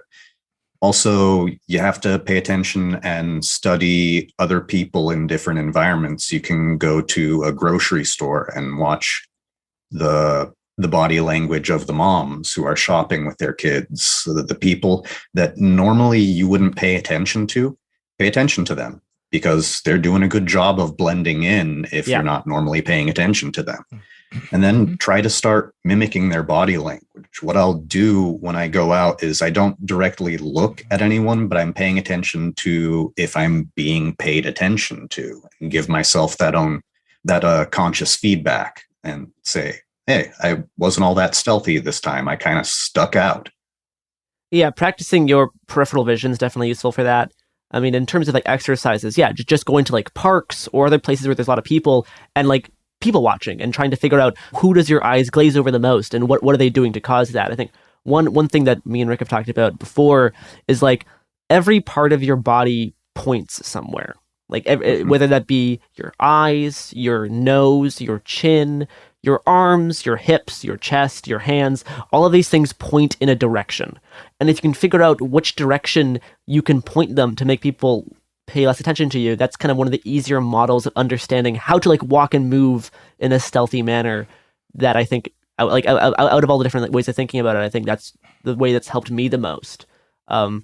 It's being like, if my head is pointed up and my nose is pointed out and I'm moving my arms around a lot, that's people are going to like look at me more. People, if eye contact is made, that is like a failure. So, if your head's pointed down, your arms are more slouched, they kind of move with your body, but that's not super exaggerated and it's not super stiff. These are different kind of ways of pointing your body to make you seem more like introspective and less external. Also, walking around with earplugs or like earbuds, earphones, those are ways people will pay attention less to you. Looking at your smart device. Looking at your smartphone, yeah. One of the, back when I took classes with you and taught classes, we would have like a weekly games class, where we'd have different, games and related to parkour, and, stealth would always kind of be something I would try to do. And you could survive so long in stealth games by just like looking, like pretending that you're looking at your phone, like not even actually doing it, just like walking in like a circle around, walking in a circle around the arena as people are trying to like tag and stuff. And if you can just like walk with your head down kind of slowly, you can survive a ridiculously long time, because people are looking for people that are like running around and being like, and being super energetic. And if you're not, people aren't detecting you as much. Another thing to practice would be quiet walking, which is we kind of mentioned before. It's like learning how to move your foot and interact with different surfaces that makes your walking basically silent, which is very fun because you can use this to scare your friends. It's very exciting to like try to figure out what's ways I can hide in my friend's house to like jump scare them, or like I can like how close can I get behind someone without them noticing. There'd be times I can just like walk up behind someone and wait, like I kid you not, like 10 minutes before they notice I was there. It's hilarious. I feel even better when I can do that to their pets, because generally the animals are paying more attention to everything. So if you can successfully sneak up on someone's cat, you're doing it right.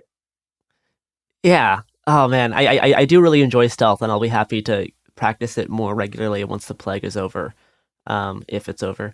Any other kind of stealth notes that you would want to kind of bring up for if someone's trying to like get into stealth or start thinking about detection, more often in their everyday life? It's very important that you engage in indirect observations. Yeah, I was going to bring this up. You were talking about how everything points, and one of the things that we subconsciously notice the most is people's eyes. We're kind of programmed to notice eyes. So if you're looking directly at someone, they're probably gonna notice that you've noticed them. But if you're using your peripheral vision, or if instead of watching them, you're watching a reflection of them, or if you're watching their shadow, or you're not even looking in their direction and instead you're tracking them by sound, it makes it so that you have a big one-up on everyone around you. Yeah. Indirect observation is one of the best tools that you can use. If you get really clever at it, now this is harder because it actually, if you do this wrong, people will pay more attention to you. But you can get good at it to start using like your phone camera or even just your phone screen, because like your black phone screen is pretty reflective in nature. So you can use this as like a mirror. But using like phone cameras and phone screens as a reflective surface, or just as like a camera, can be used in indirect observation. But you do have to be careful, because if it looks like you're filming somebody, they're going to pay so much more attention to you. So you have to be very careful with this method. But it is possible. This is how I've like documented different like Nazis at rallies. If I don't want to be like super obvious that I'm taking a picture of them, there's ways of doing indirect observation with my phone that I can like get pictures of them from certain angles to be like, okay, so now I can put you, I can add you to my folder of Nazis that have showed up. That method, you have to be super careful if you're surrounded by potentially hostile people. Yes. Anyone who's behind you is going to see that your phone camera is on. So it's something that you only want to use if people are on one side of you. Or, you use your body as a shield for certain like angles. Yeah, you be tricky with the hoodie and increase your odds of success with that. But most often I would recommend against this method, especially if you're just starting out, because it is a lot more risky. But when it does work, it can come in very handy. But more often than not, using like reflections, like windows, mirrors, like car windows, puddles on the ground, shadows, sound, all of these different methods of observing someone without looking directly at them are generally much safer. And they can be very useful for trying to track someone or just be aware of what they're looking at without looking directly at them. Mm-hmm. Kind of more similar to like what I talked about in like the fictional opening we did. For stealth is very dependent on what is trying to watch you, right? Like how you need to be aware of the ways people are trying to detect you. Of course, if you're being tracked by a canine unit, it's very, very. In 2023, a story gripped the UK, evoking horror and disbelief. The nurse who should have been in charge of caring for tiny babies is now the most prolific child killer in modern British history. Everyone thought they knew how it ended. A verdict, a villain, a nurse named Lucy Letby. Lucy Letby has been found guilty. But what if we didn't get the whole story? The moment you look at the whole picture, the case collapses. I'm Amanda Knox, and in the new podcast, Doubt, the Case of Lucy Letby, we follow the evidence and hear from the people that lived it to ask what really happened when the world decided who Lucy Letby was. No voicing of any skepticism or doubt. It'll cause so much harm at every single level of the British establishment of this is wrong. Listen to Doubt, the Case of Lucy Letby on the iHeartRadio app, Apple Podcasts, or wherever you get your podcasts. Hi, this is Jill Winterstein, host of the Spirit Daughter podcast, where we talk about astrology, natal charts, and how to step into your most vibrant life. And I just sat down with a Minnie Driver. The Irish traveller said when I was 16, you're going to have a terrible time with men.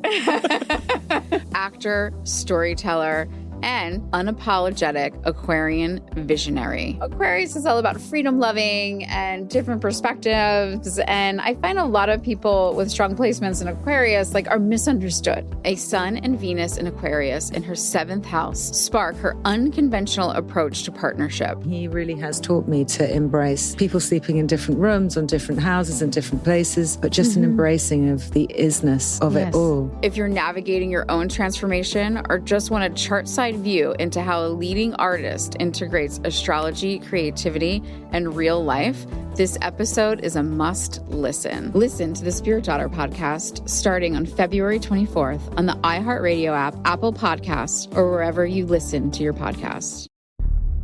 I'm Nancy Glass, host of the Burden of Guilt Season 2 podcast. This is a story about a horrendous lie that destroyed 2 families. Late one night, Bobby Gumpright became the victim of a random crime. He pulls the gun, tells me to lie down on the ground. He identified Jermaine Hudson as the perpetrator. Jermaine was sentenced to 99 years. I'm like, Lord, this can't be real. I thought it was a mistaken identity. The best lie is partial truth. For 22 years, only 2 people knew the truth, until a confession changed everything. I was a monster. Listen to Burden of Guilt Season 2 on the iHeartRadio app, Apple Podcasts, or wherever you get your podcasts. I'm Clayton Eckerd, and in 2022, I was the lead of ABC's The Bachelor. Unfortunately, it didn't go according to plan. He became the first Bachelor to ever have his final rose rejected. The internet turned on him. If I could press a button and rewind it all, I would. But what happened to Clayton after the show made even bigger headlines. It began as a one-night stand and ended in a courtroom, with Clayton at the center of a very strange paternity scandal. The media is here. This case has gone viral. The dating contract. Agree to date me, but I'm also suing you. Please search warrant. This is unlike anything I've ever seen before. I'm Stephanie Young. This is Love Trapped. This season, an epic battle of he said, she said, and the search for accountability in a sea of lies. I have done nothing except get pregnant by the Bachelor! Listen to Love Trapped on the iHeartRadio app, Apple Podcasts, or wherever you get your podcasts. Different than just being chased down on foot, or security cameras, of course, like online tracking, which we're not really getting into today, but being aware of where security cameras are mapped out can be very useful. Learning to figure out where they are without looking directly at them can be useful. There's a lot of cities have websites that map out where all the cameras are. I know there's one for Portland that can map out all of the cameras in downtown, and then you can plan a route through downtown that has no cameras watching. Right? There's only very few routes that actually have that, but they do exist. So learning to move in ways that make cameras less able to spot you. That's definitely another kind of method of learning about stealth and learning about how surveillance works. Never looking directly at the camera, but that's definitely useful. Which paying attention to where they are. Yeah, which plays into indirect observation. Mm-hmm. But I mean, this gets more tricky. We know when police are using thermal drones. It's a whole other side of things that is very hard to. I mean, and the combat. InfoSec side of thing is hard to combat, and there will be a point in time in which it becomes effectively impossible to monitor for cameras. Yeah, there's a hierarchy of worry because if the NSA wants to find you, they will, but most often they're not. Most often people are dealing with their local law enforcement unit. Most often people are not dealing with the FBI. Most people people usually aren't dealing with the FBI, CIA, or NSA. If they want to find you, they will. But if you can learn to only interact with your surroundings in a way that would only concern your local police department, that's much easier to kind of combat against. Because it's way easier to hide from, your local department than it is from the NSA. All right. Anything else? I think that pretty much covers everything. Yeah, I think that's a sode. Great. That's a cast that we have potted. All right. We got any pluggables here to plug at the end before we roll out? What, me? Yeah. No, please don't find me. Leave me alone. Don't find him.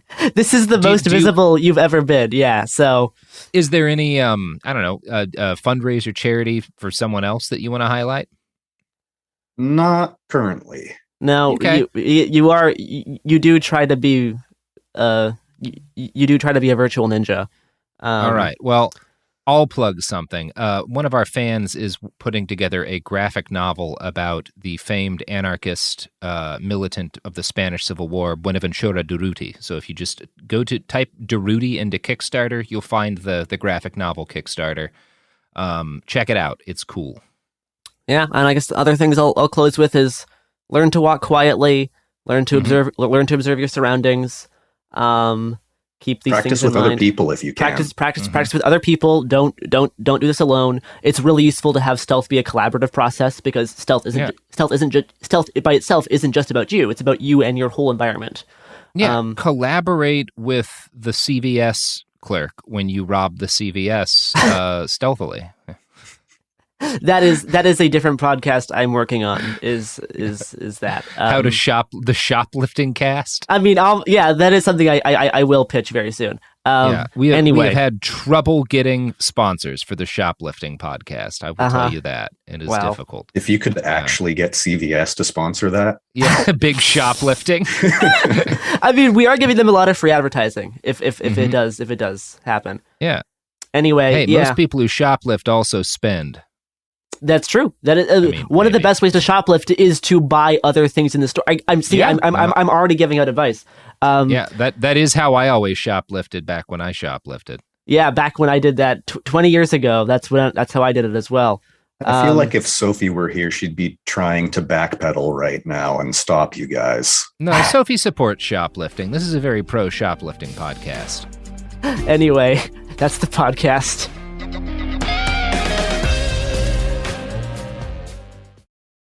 This is Roxane Gay, host of the Roxane Gay Agenda, the bad feminist podcast of your dreams. Now, what is the Roxane Gay Agenda, you might ask? Well, it's a podcast where I'm going to speak my mind about what's on my mind, and that could be anything. Every week, I will be in conversation with an interesting person who has something to say. We're going to talk about feminism, race, writing in books and art, food, pop culture, and yes, politics. I start each show with a recommendation. Really, I'm just going to share with you a movie or a book or maybe some music or a comedy set, something that I really want you to be aware of and maybe engage with as well. Listen to the Luminary original podcast, The Roxane Gay Agenda, the bad feminist podcast of your dreams, every Tuesday on the iHeartRadio app, Apple Podcasts, or wherever you get your podcasts. The art world, it is essentially a money laundering business. The best fakes are still hanging on people's walls. They don't even know or suspect that they're fakes. I'm Alec Baldwin, and this is a podcast about deception, greed, and forgery in the art world. You knew the painting was fake. Listen to Art Fraud starting February 1st on the iHeartRadio app, Apple Podcasts, or wherever you get your podcasts.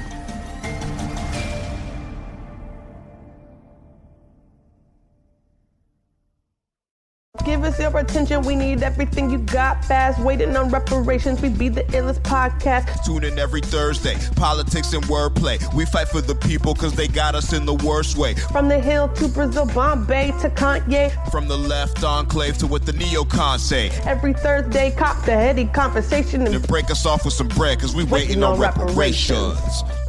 Listen to Waiting on Reparations on the iHeartRadio app, Apple Podcasts, or wherever you get your podcasts.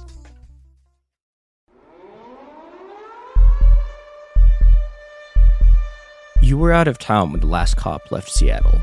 It had been unseasonably cool that week, the 70 degrees of old and not the 97 you had come to dread every summer. But you'd already promised you'd visit your family in Montana, and so when the riots started and the National Guard opened fire into the crowd, you watched it on Twitter from your couch like everyone else. The Second Battle of Seattle, they were calling it.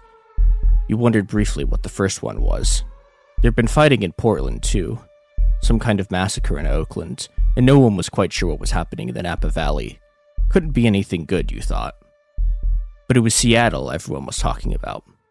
The mayor fled the city in a helicopter when it became clear the police were losing. After that, the cops had simply broken and retreated across the Cascades.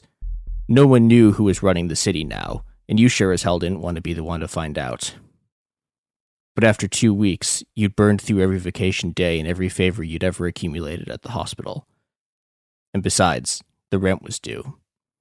No one was sure if the Postal Service was even still functioning, and with the eviction moratorium lifted, you weren't going to risk getting evicted because you weren't there to hand your landlord a check. So, with wary resignation, you pile into your battered car and head towards Snoqualmie Pass. What surprised you most when you hit Seattle was the art. You'd been expecting burnt-out buildings and streets filled with burning cars. And there were some. A few streets were still blocked by what looked like improvised barricades. But every surface of every building, it seemed, had some kind of mural on it. Someone, and no one seemed to be quite sure who, had first come up with the idea, had blocked off an entire street up near Capitol Hill, and people were painstakingly painting portraits of every protester killed in the fighting in Seattle on it. As you walked past, they were discussing doing the same for the dead in Oakland. The second surprise came when you tried to pay your rent. A woman you'd never seen before was sitting at the office's reception desk. When you tried to hand her your check, she laughed and handed it back to you, explaining that after the cops fled, the local tenants union had taken over most of the apartments in the city and placed them in something it called a community land trust. You didn't quite get the details, but no one was going to evict you, so you decided to just take the win.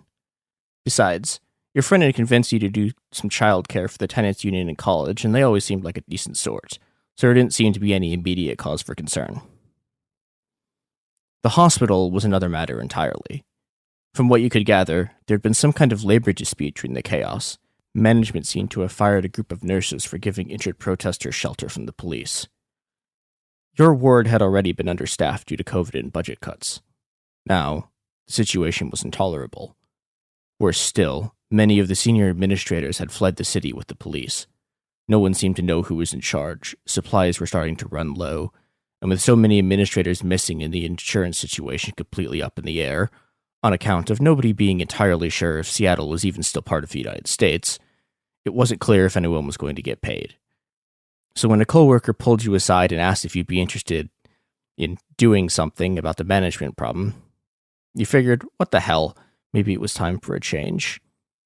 It wasn't like it could possibly make anything worse.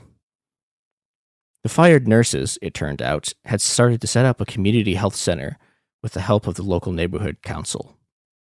But some of the nurses still working at the hospital had another idea. Why not just turn the hospital into the community health center? After all, the hospital already had more equipment than any new center could possibly assemble. All they needed was some help from the community, and the whole thing could be run by a council of the hospital workers. Insurance companies be damned. Besides, if all the hospitals started pulling their resources together, they might be able to solve some of the shortages. At the mention of solving the supply shortages, even the more skeptical workers started to come around. By the next morning, the Seattle Hospital Workers' Council was marching on the hospital. The remaining management found out somehow, and tried one final lockout to hold on to their property.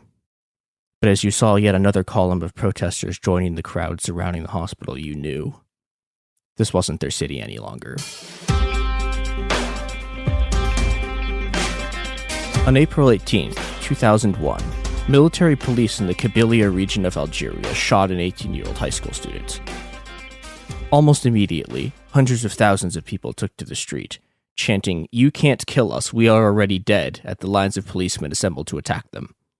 The police would kill over 100 people and severely wound 5,000 more in the months-long battle for control of the streets that followed.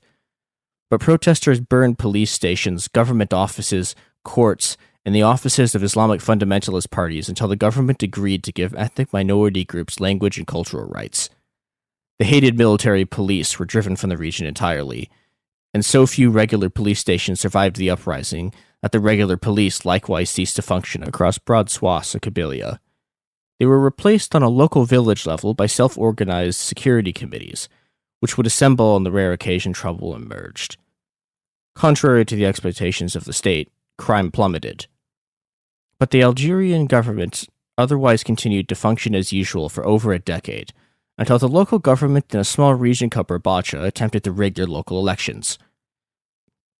After banning the most popular political party in the region, they installed an unpopular coalition government. The people of Barbacha responded by storming the city hall, seizing control of it, and setting up a democratic general assembly inside the newly dubbed House of the People to replace the existing government.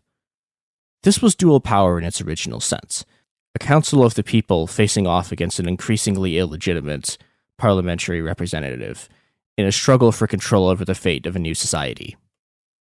If you Google dual power, you are likely to encounter a pamphlet written by Vladimir Lenin entitled The Dual Power, describing the conundrum of the situation following the First Russian Revolution in February of 1917. After the overthrow of the Tsar, political power was split between two competing bodies. On the one side, a new provisional government of liberal and social democratic politicians, holdovers from the old Duma from the previous regime. On the other side, revolutionary social forces rallying around assemblies of popular power called Soviets, which were councils of delegates sent by directly democratic factory soldiers and sailors committees. Lenin saw this as a situation to be overcome by the seizure of state power by a socialist party. For Lenin and his Bolsheviks, dual power was a problem because after the Tsarist state ceased to exist in the middle of a world war, the new provisional government failed to fill the vacuum left in its wake by its collapse. To Lenin, the solution was obvious. Fill that vacuum with Lenin. For the peasants, soldiers, and workers who made up the majority of Russia's population, however, dual power was their first fleeting taste of freedom and autonomous control over their lives. Lenin used the Soviets to seize power, but almost immediately began to turn on these democratic assemblies of popular autonomy. Over the course of the Russian Civil War, Lenin and the Bolsheviks stripped power away from the workers, peasants, and soldiers, sometimes by bureaucratic fiat, often at the point of a bayonet, until the Soviet had been stripped of all meaning in the very state named after their democratic form and became synonymous with dictatorship. Dual power today draws from the potential of that post-revolutionary crisis, from the bottom-up direct democracy that was so threatening to the social order that Bolshevik revolutionaries and Tsarist police spies alike conspired to wipe them from the historical record. Just as Russia was haunted by the memory of the French communes, so is America today haunted by a memory of dual power that against all odds refuses to die. We are, after all, still ruled by a greedy, bloodthirsty, and out-of-touch elite who have chosen to march us to our deaths by the hundreds of thousands by forcing us back to work during a plague. But the Russian Revolution is as far away from us today as Napoleon and his brass cannons were from the Russian revolutionaries and their machine guns. Times have changed. There is no Bolshevik party waiting in the wings to seize power as the state crumbles. The vacuum that the state leaves in its wake as its power deteriorates will be filled by any number of organizations, most even more hostile to the working class than the Bolsheviks had been. It could be warlords with the personal allegiance of the remains of the military. It could be organized crime. It could be religious fundamentalist militias. Most likely, it will be an uneasy combination of all of the above. Or, it could be you. It could be your family, your friends, your neighbors, your coworkers, the person you wave to every morning at the bus stop when you're on your way to work. The path to that world, a world run not by capitalists and their cops, or by warlords and their armies, but by autonomous communities free to decide for themselves what to produce and how to best use their resources to care for each other, is dual power in the 21st century. At its core, dual power is about creating a counterpower against the state. During the Russian Revolution, this counterpower was formed essentially by historical accident, as two governing bodies emerged from the course of the February Revolution. But modern dual power does not arise from the whims of the coursive revolution or from an innate instinct of the working class.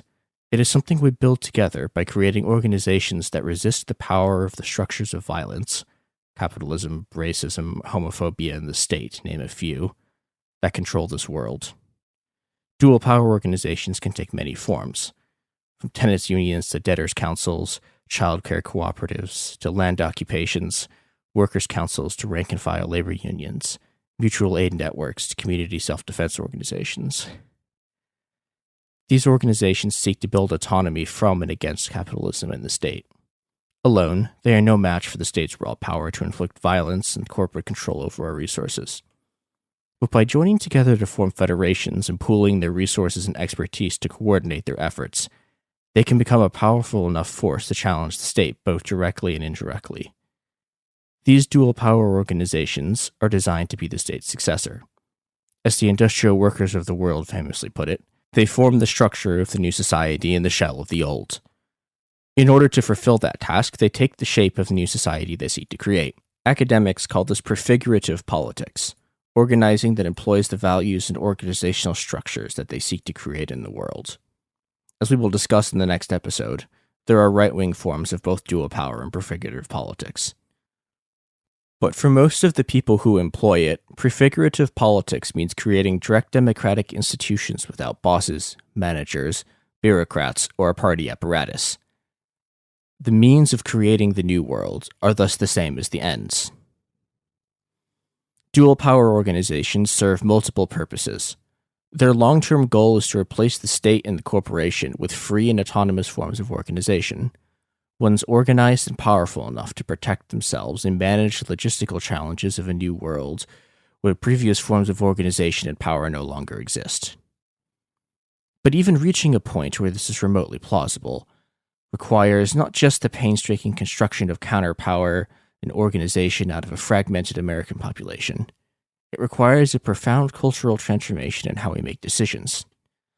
As the anthropologist David Graeber put it, it is assumed in many parts of the world that democracy is a group of people facing a certain problem, who come together to solve it in a way where everyone has an equal say.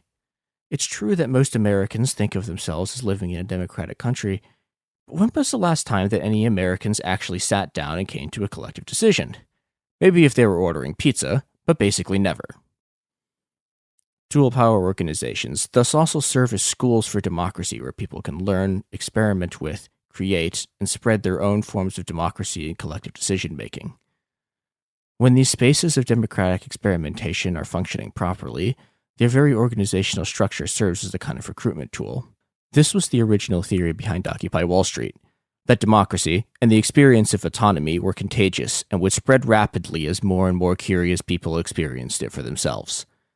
That experience, in turn, would create a new generation of people trained in democratic practices who could go forth and transform the world. Obviously, this didn't quite happen. Occupy's model of democracy was limited in many ways, not the least of which was that it required a public, physical meeting space that could be closed down by police violence. But the initial premise worked. Occupy itself, of course, had been inspired by the mass democratic assemblies in Spain and Greece in 2011, and the direct democratic co-ops and factory occupations that engulfed Argentina for the better part of the 2000s. At the most basic short-term level, however, dual power organizations are designed to meet people's needs. The cornerstone of this effort. In 2023, a story gripped the UK, evoking horror and disbelief. The nurse who should have been in charge of caring for tiny babies is now the most prolific child killer in modern British history. Everyone thought they knew how it ended. A verdict, a villain, a nurse named Lucy Letby. Lucy Letby has been found guilty. But what if we didn't get the whole story? The moment you look at the whole picture, the case collapses.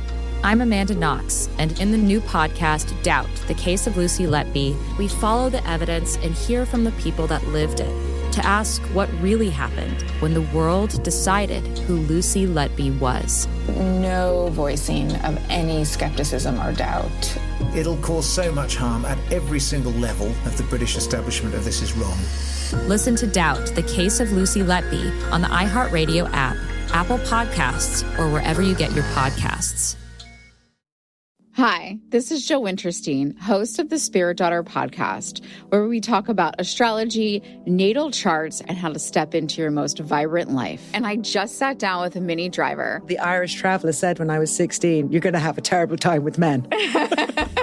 Actor, storyteller, and unapologetic Aquarian visionary. Aquarius is all about freedom loving and different perspectives. And I find a lot of people with strong placements in Aquarius are misunderstood. A Sun and Venus in Aquarius in her 7th house spark her unconventional approach to partnership. He really has taught me to embrace people sleeping in different rooms, on different houses, in different places, but just an embracing of the isness of it all. If you're navigating your own transformation or just want a chart side view into how a leading artist integrates astrology, creativity, and real life, this episode is a must listen. Listen to the Spirit Daughter podcast starting on February 24th on the iHeartRadio app, Apple Podcasts, or wherever you listen to your podcasts.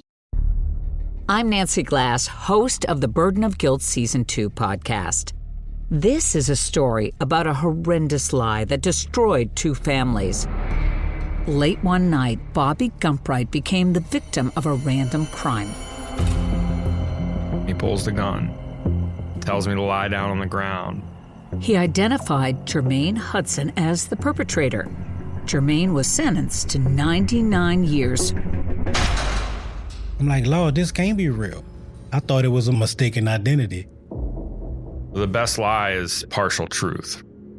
For 22 years, only 2 people knew the truth, until a confession changed everything. I was a monster. Listen to Burden of Guilt Season 2 on the iHeartRadio app, Apple Podcasts, or wherever you get your podcasts. I'm Clayton Echard, and in 2022, I was the lead of ABC's The Bachelor. Unfortunately, it didn't go according to plan. He became the first bachelor to ever have his final rose rejected. The internet turned on him. If I could press a button and rewind it all, I would. But what happened to Clayton after the show made even bigger headlines. It began as a one-night stand and ended in a courtroom, with Clayton at the center of a very strange paternity scandal. The media is here. This case has gone viral. The dating contract. Agree to date me, but I'm also suing you. Police search warrant. This is unlike anything I've ever seen before. I'm Stephanie Young. This is Love Trapped. This season, an epic battle of he said, she said, and the search for accountability in a sea of lies. I have done nothing except get pregnant by the Bachelor! Listen to Love Trapped on the iHeartRadio app, Apple Podcasts, or wherever you get your podcasts. Mutual aid. Probably the most famous example of such a project was the Black Panther Party survival programs. Former Black Panther Jonina Irvin describes them in detail. The Black Panther Party survival programs were, in fact, an example of an effort, a successful effort while it lasted, to create dual power in the United States. The Black Panther Party had a school, it had free food programs.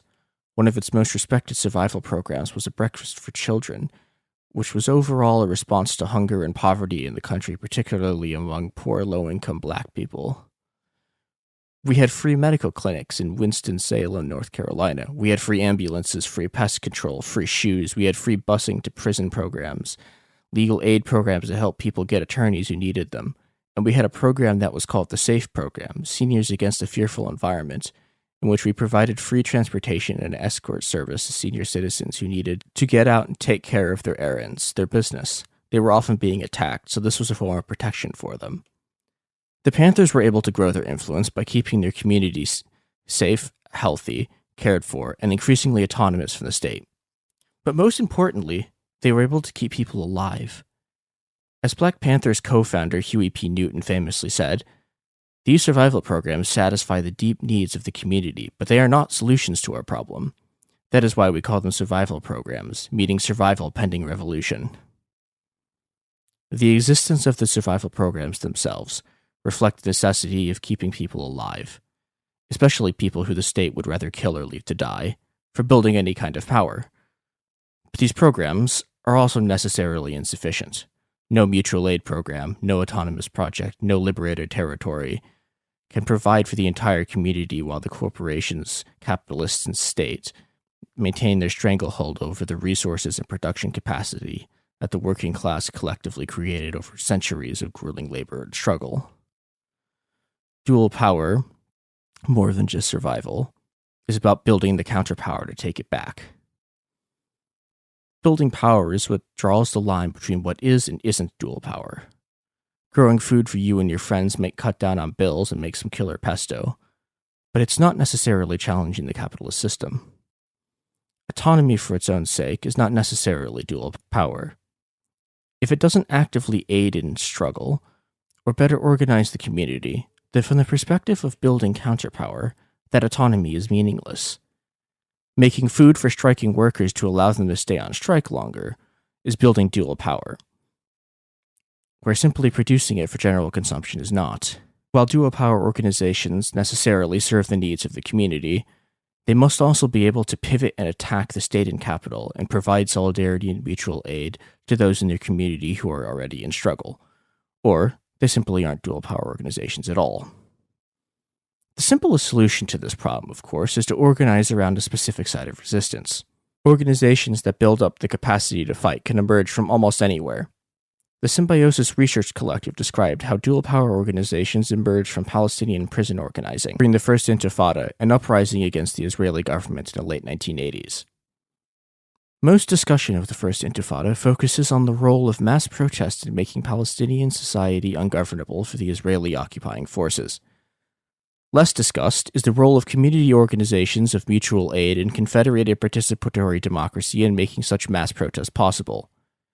Organizing from within the political system was a political incubator of the Palestinian resistance movement and offers a microcosmic example of the development of dual power in the much larger prison of the occupation. With hunger strikes, political prisoners eventually won concessions for their own self-administration within the prisons.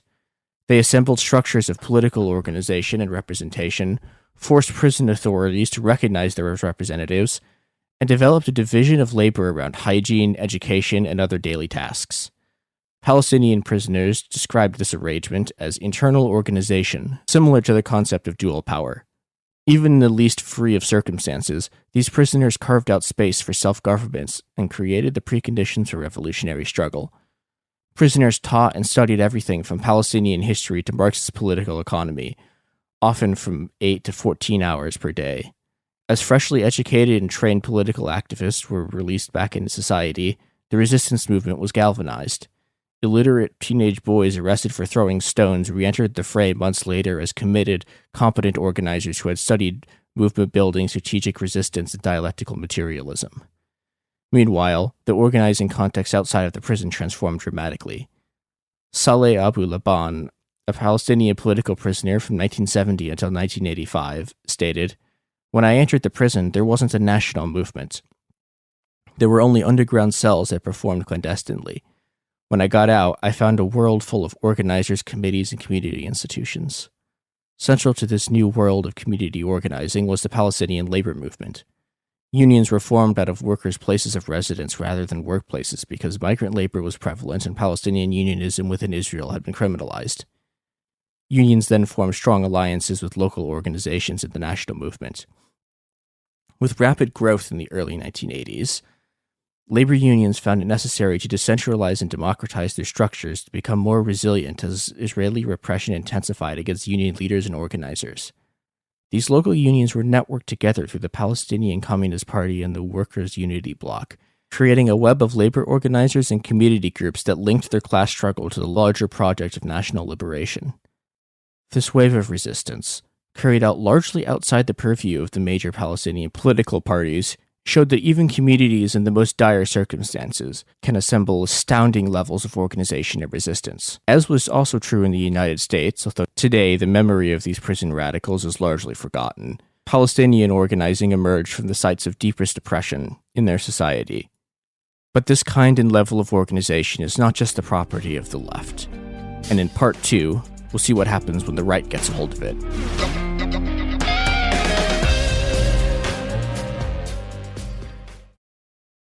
From Cavalry Audio comes the new true crime podcast, The Shadow Girls. I always wanted to know what it felt like to kill somebody. And he started laughing. Prosecutors described him as a serial killer savant, picking up these girls, getting them in a position of vulnerability. When he got a hold of their neck, that was it. I'm Carolyn Osorio, a journalist and lifelong resident of the Pacific Northwest. I grew up near the banks of the Green River and in the shadow of the killer that bears its name. How many times did you bring the camera to One the river? time. Just one time? He started fantasizing about having sex with his mother. Then he fantasized about killing her. But this podcast isn't only about tracking down the killer. It's about the victims. We stayed in the woods. He always liked to go to the woods. She was just, to all of us, kind of strange.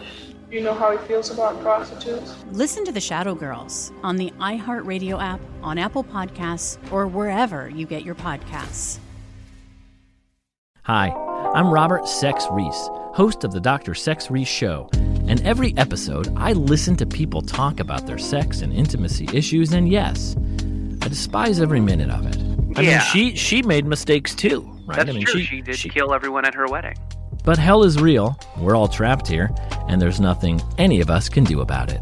So join me, won't you? Listen to the Dr. Sex Reese Show every Tuesday on the iHeartRadio app, Apple Podcast, or wherever you get your podcasts.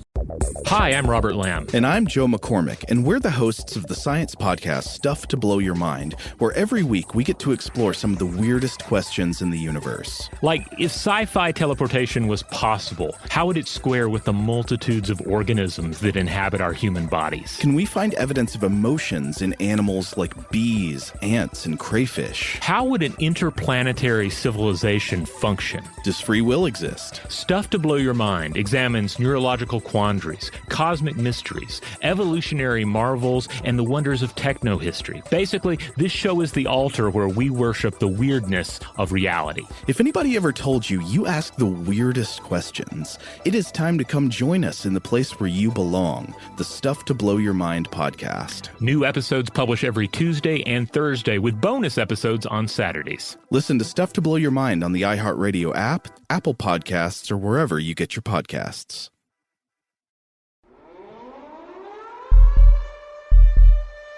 It's been 3 months since you and your coworkers took control of the hospital. Things aren't back to normal yet. You're not even really sure what normal is anymore. But the days have fallen into a kind of routine. It's Thursday, which means it's your turn to go report back to what a friend jokingly referred to as the Endless Meeting Assembly, and was now forever known as the EMA. The EMA is technically the closest thing left to a central government in Seattle. It was formed as a sort of coordinating council between the various organizations and workers' councils that had emerged, or simply emerged from the woodworks in the wake of the collapse of the police. Two things had become clear very quickly. One, there was need for some kind of coordinating committee between the different bodies. Two, the only people who had any idea what was going on in their portion of the city or in their workplace were the members of the local council, which meant there was no way in hell any kind of central apparatus could dictate to them what actually needed to be done. There just wasn't a way to move the information around. The solution had been decentralization. Let the councils do their work. Let them work out who they needed to talk to. But make sure there was some kind of daily council that people could show up to, where the various groups would do report backs on what they were doing and what they needed. The structure was messy, but it mostly worked. And at least someone had had the idea to make sure that the delegates to the EMA rotated, so one person wasn't stuck spending half their life showing up every day. The problem, really, was the same problem you'd been dealing with for months now. Even with the pooling of resources, and people donating their last precious American dollars to paying people to import more supplies, the blockade was taking its toll. Nobody wanted to try to force their way through the blockades and the Cascades. There had been some attempts to get in touch with groups in Portland, but the control map was so ugly there was no real chance of getting any assistance. Besides, the real problem was the port. When the cops had fled, the ships had simply stopped coming. They'd rerouted further south, many of them to Oakland, or so you'd heard. The logistics lines were collapsing faster than anyone could piece them back together. What the long-term consequences would be, no one knew. But something was going to have to change. The calls to start engaging in piracy were only half-oaks now. A week later, an answer, of sorts, arrived. It wasn't precisely what anyone had been expecting. You'd heard about negotiations between workers' councils, shipping companies, and a couple of governments to try to prevent a bloodbath at the docks. With the Port of Seattle already out of commission, No one could afford another stoppage. You hadn't really been sure what to make of it, but their representatives were here now. What they proposed, in front of the largest assembly you'd ever seen, was a kind of under-the-table deal. In essence, the port workers would go back to work in both Oakland and Seattle, in exchange for ceding part of Oakland itself to a newly formed federation. No one was sure how any of this was actually supposed to work, but it was the first chance he'd seen in months to start solving the supply problem. That didn't mean everyone else would agree to it. Democracy is still democracy after all. But maybe, just maybe, with a toehold in Oakland, the councils would start to spread, and that so-called government in California was looking shakier every day. Who knew? Maybe next time, you wouldn't be negotiating at all.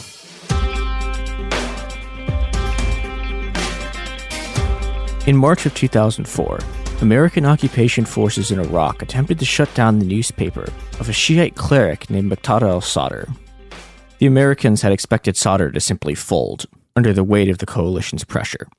Instead, they triggered mass protests that quickly turned into an armed uprising. This was a new force in Iraq. The American occupation force, who'd been expecting to be fighting al-Qaeda and maybe the rump of the remaining Baathists, were stunned to suddenly be facing a working-class uprising among Iraq's Shiite population. This new Mahdi army, as it began to call itself, was extremely well organized, and were initially able to rout coalition forces. So what was this Mahdi army that had so thoroughly rewritten the rules of Iraq? Shortly after the US deposed Saddam Hussein in 2003, Muqtada al-Sadr, the son of another famous Iraqi Shiite religious figure. Both Sadrs had been famous for their support and care for the poor, so when Sadr returned to Iraq, he began to build a political base among Iraq's working class, particularly in Sadr City, a working-class suburb of Baghdad. He used his organization to redistribute wealth, providing a form of a welfare state in an almost completely shattered country. Sadr and his allies also began to set up a network of free clinics for pregnant and nursing mothers. They used these clinics, which were enormously popular, to build a base of support. It is, after all, extremely difficult, no matter what your ideological or political disagreements with the group, to attack them when they're running free clinics for pregnant mothers. They protected these clinics with militias, which allowed them to transform the community organizations and goodwill that they'd gained from the clinic into the military power necessary for self-governance and eventually for resistance against the American occupation. Strategy proved enormously successful. Muqtada al-Sadr is still today one of the most important political figures in Iraq, despite sustained coalition and occupation force attempts to stamp him out. But for all their working-class support, the Sadrists were by no means leftists. In late 2019, massive anti-austerity, anti-imperialist, and anti-sectarian protests erupted in Iraq as a reaction to the murderous incompetence of the Iraqi government, who, among other crimes, managed to poison 118,000 people in Basra through the mismanagement and subsequent contamination of the water supply. Al-Sadr initially backed the protest, but turned on them in early 2020, at which point Sadrist militias began to carry out a brutal campaign of repression against the protest camps that culminated in outright massacres of protesters. These massacres became semi-regular features of Sadrist mass mobilizations, and alongside state and paramilitary disappearances of activists, the attacks essentially crushed the uprising. The violent homophobia and sexism of the Sadrists may seem at odds with their anti-imperialism and concern for the poor, but right-wing organizations have often adapted specific policies, positions, and organizational structures from the left. And in this case, the Sadrist mobilizations have been extremely effective. Indeed, right-wing organizations are often more effective at utilizing dual-power tactics and organizations than leftist movements. This is partly because of a fundamental asymmetry between the right and the left. Right-wing organizations can almost always depend on financial support from wealthy political backers, who, when push comes to shove, can simply create a movement with pure money, as the Kochs did to create the Tea Party. Leftists, the ravings of right-wing conspiracy theorists notwithstanding, have no such backers. This funding and support can go a long way towards explaining the success of groups like Hezbollah. It is certainly true that without Iranian support, Hezbollah would not be the movement that it is today, but a great deal of their success is simply attributable to the tactics themselves. This has not escaped the notice of the U.S. Army. Joint Special Operations University's Major James Love wrote a monograph entitled Hezbollah, Social Services as a Source of Power. In it, he writes, "The most important branch of the Hezbollah organization is the social service section, which can be demonstrated by the allocation of an estimated 50% of Hezbollah's 2007 budget for social service efforts. It is through the work of the social service section that all party activities are possible. Hezbollah's social service..." In 2023, a story gripped the UK, evoking horror and disbelief. The nurse who should have been in charge of caring for tiny babies is now the most prolific child killer in modern British history. Everyone thought they knew how it ended. A verdict, a villain, a nurse named Lucy Letby. Lucy Letby has been found guilty. But what if we didn't get the whole story? The moment you look at the whole picture, the case collapses. I'm Amanda Knox, and in the new podcast, Doubt, the Case of Lucy Letby, we follow the evidence and hear from the people that lived it to ask what really happened when the world decided who Lucy Letby was. No voicing of any skepticism or doubt. It'll cause so much harm at every single level of the British establishment of this is wrong. Listen to Doubt, the Case of Lucy Letby on the iHeartRadio app, Apple Podcasts, or wherever you get your podcasts. Hi, this is Jill Winterstein, host of the Spirit Daughter podcast, where we talk about astrology, natal charts, and how to step into your most vibrant life. And I just sat down with a Minnie Driver. The Irish traveller said when I was 16, you're going to have a terrible time with men. Actor, storyteller, and unapologetic Aquarian visionary. Aquarius is all about freedom-loving and different perspectives, and I find a lot of people with strong placements in Aquarius are misunderstood. A Sun and Venus in Aquarius in her 7th house spark her unconventional approach to partnership. He really has taught me to embrace people sleeping in different rooms, on different houses, in different places, but just an embracing of the isness of it all. If you're navigating your own transformation or just want a chart-side view into how a leading artist integrates astrology, creativity, and real life, this episode is a must listen. Listen to the Spirit Daughter podcast starting on February 24th on the iHeartRadio app, Apple Podcasts, or wherever you listen to your podcasts. I'm Clayton Eckerd, and in 2022, I was the lead of ABC's The Bachelor. Unfortunately, it didn't go according to plan. He became the first bachelor to ever have his final rose rejected. The internet turned on him. If I could press a button and rewind it all, I would. But what happened to Clayton after the show made even bigger headlines. It began as a one-night stand and ended in a courtroom, with Clayton at the center of a very strange paternity scandal. The media is here. This case has gone viral. The dating contract. Agree to date me, but I'm also suing you. Police search warrant. This is unlike anything I've ever seen before. I'm Stephanie Young. This is Love Trapped. This season, an epic battle of he said, she said, and the search for accountability in a sea of lies. I have done nothing except get pregnant by the Bachelor! Listen to Love Trapped on the iHeartRadio app, Apple Podcasts, or wherever you get your podcasts. I'm Nancy Glass, host of the Burden of Guilt Season 2 podcast. This is a story about a horrendous lie that destroyed 2 families. Late one night, Bobby Gumpright became the victim of a random crime. He pulls the gun, tells me to lie down on the ground. He identified Jermaine Hudson as the perpetrator. Jermaine was sentenced to 99 years. I'm like, Lord, this can't be real. I thought it was a mistaken identity. The best lie is partial truth. For 22 years, only 2 people knew the truth, until a confession changed everything. I was a monster. Listen to Burden of Guilt Season 2 on the iHeartRadio app, Apple Podcasts, or wherever you get your podcasts. This section was designed to influence all aspects of Lebanese Shia society. The original intent of providing needed services to an oppressed people appears to have been manipulated by Hezbollah as a vehicle to bolster its ranks, provide a humanitarian shield to the organization, increase influence within the Lebanese government, and combat its Shia rival Amal. The social service section serves as an equal arm within the organization and is used as much as the military and political wing in terms of leverage. Hezbollah's Deputy Secretary General describes the purpose and intent of the social service section in the following passage. Hezbollah paid particular attention to social work. Not one aspect of aiding the poor was neglected as the party worked towards achieving joint social responsibility, answering the urgent needs, and introducing beneficial programs.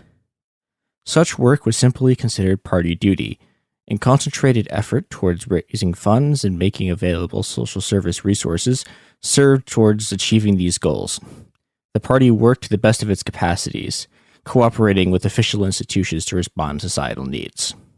Hezbollah has provided medical aid, reconstruction assistance, education programs, and particularly programs that take care of veterans and widows, which have served to solidify their base. These organizations were critical to Hezbollah's meteoric rise from a political nonentity to arguably the most powerful faction inside of Lebanese politics.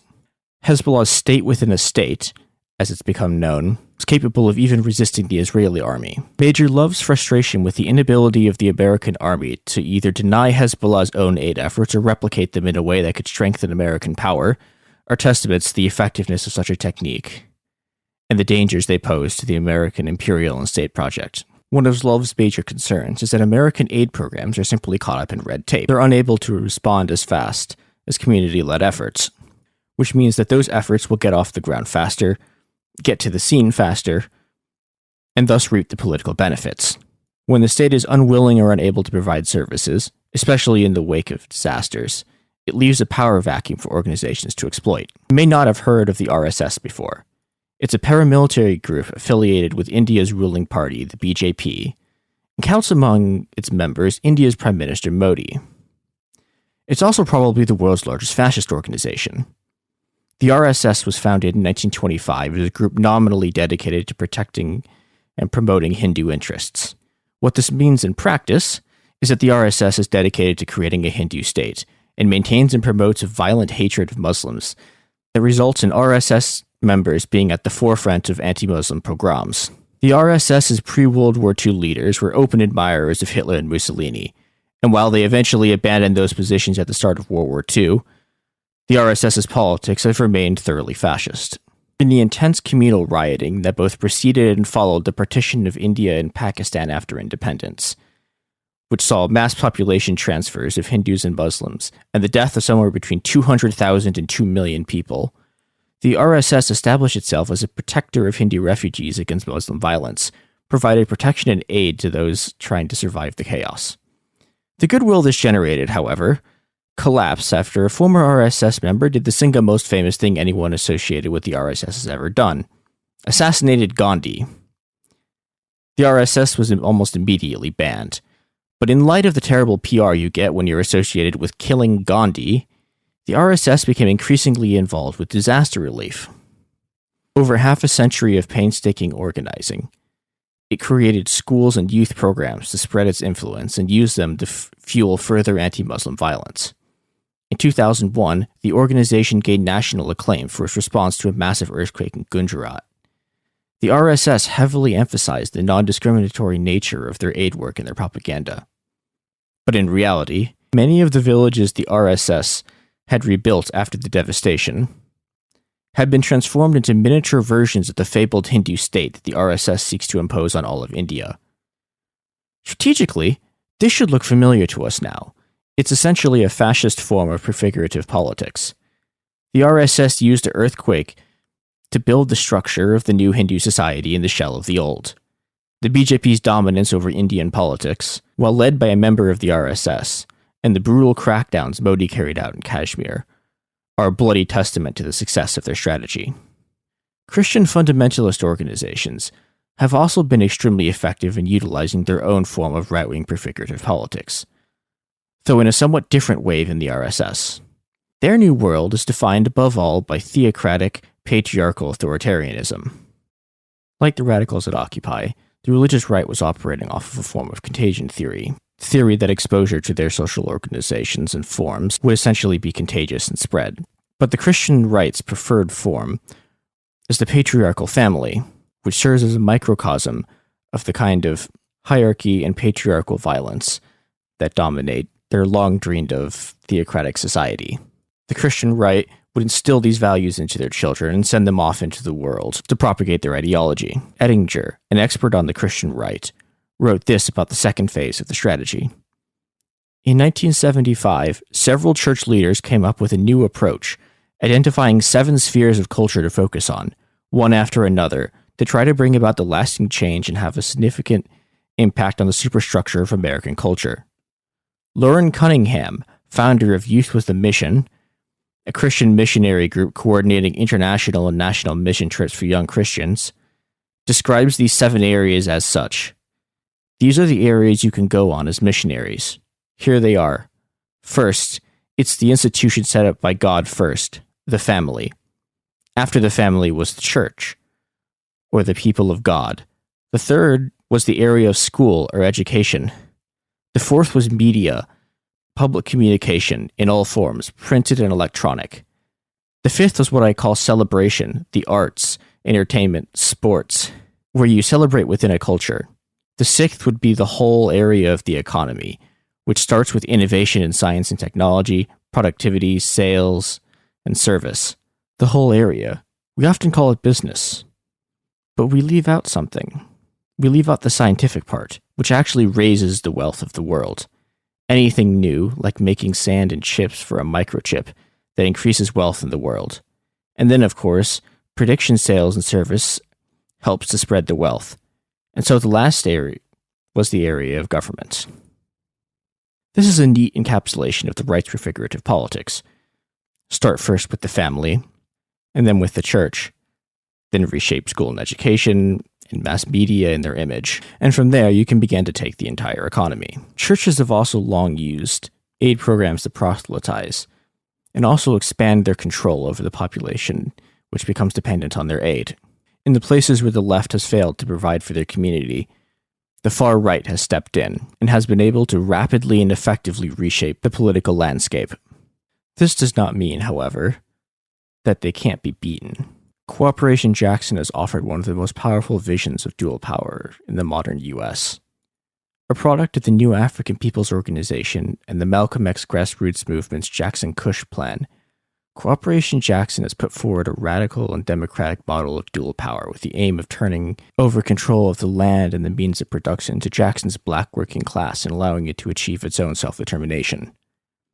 Cooperation Jackson has formed mutual aid networks, started an incubator program to help workers' cooperatives get off the ground, and formed a community land trust that purchases abandoned buildings in Jackson and turns them over to the community.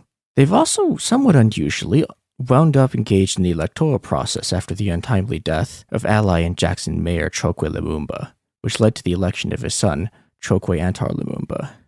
This placed the movement in a somewhat awkward position of having allies, even if constrained by the realities of state power, in the state itself.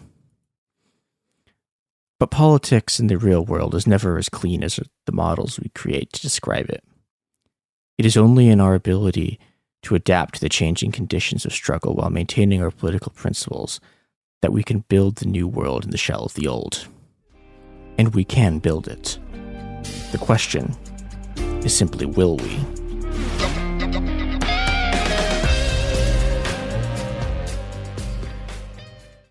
When P.T. Barnum's Great American Museum burned to the ground in 1865, what rose from its ashes would change the world. Welcome to Grim and Mild Presents, an ongoing journey into the strange, the unusual, and the fascinating.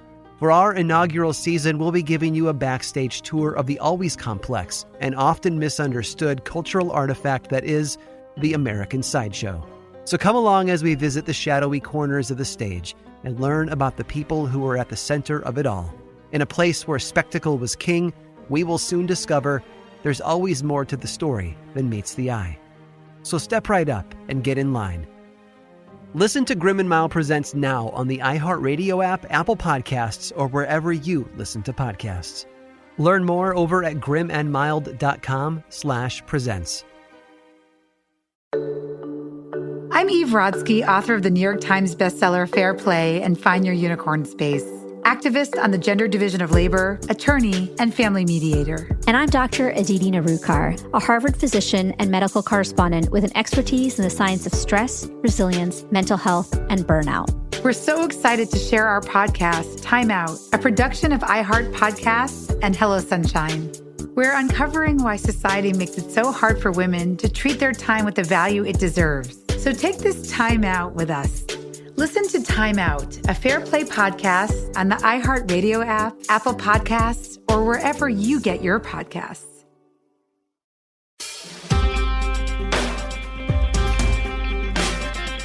Fuck. Well, that wasn't very good. I'm Robert Evans, host of the podcast you're listening to, and ashamed of, probably, because that was Jesus Christ. Garrison, come in here. No, I refuse. Save this. Fix this. I refuse to Fix participate. Fix this, Garrison. This is It Could Happen Here, a podcast about the fact that the world is falling apart, as embodied by me falling apart when I try to introduce the show. See, I tied it in. Yeah, good job. Thank you. It's Well, poetry. Garrison, It rhymes. It is. It has to rhyme. It's like the Star Wars movies. That's what I was doing. Yeah. Our guest today is Melissa Asadera, founder and director of Polo's Pantry, a mutual aid food distribution project in Los Angeles, California. Melissa, thank you for coming on and talking to us. Thank you so much for inviting me. A pleasure to be here. I apologize for the introduction, but I honestly, it's better. It was better than I usually do. Sophie can back that up. Yes. Okay. So I'm an LA native, and I've been doing community organizing for probably like close to a decade, doing a lot of community work for a long time. And a few years before the pandemic, actually, I started to organize with a lot of grassroots organizations in LA, working with a lot of houseless folks all over LA, and kind of clocked pretty early that a lot of groups were burning through their budgets, spending it on food. And so since I worked in kind of the food industry, I started to kind of poke around and figure out that we could get a lot of these things donated to us. And pretty much started building a roster, like building kind of like a Rolodex of other organizations, nonprofits, food banks that we could rely on. So almost kind of created sort of like an alternate system for these groups who are working with houseless folks to get food every week. I just wanted to figure out a way to make a steady and reliable system so that our unhoused neighbors would get food and that organizers across LA wouldn't have to worry about it. And so that's pretty much how Polo started. Officially, it started in 2018. I was organizing with a group called K-Town for All, and they do a lot of political advocacy and mostly rooted in like kind of, human rights for our houseless neighbors. If you don't know K-Town for All, look them up. They're awesome. Follow them. Fantastic organization. Yeah, and I actually was, because I was already doing a lot of mutual aid work in Skid Row around that time, and really kind of felt at some point that yes, it was great that I was going out there with teams, getting hot meals out and hot beverages, whatever people needed to people, but I just was so down on the conditions, seeing all the conditions that they were living in.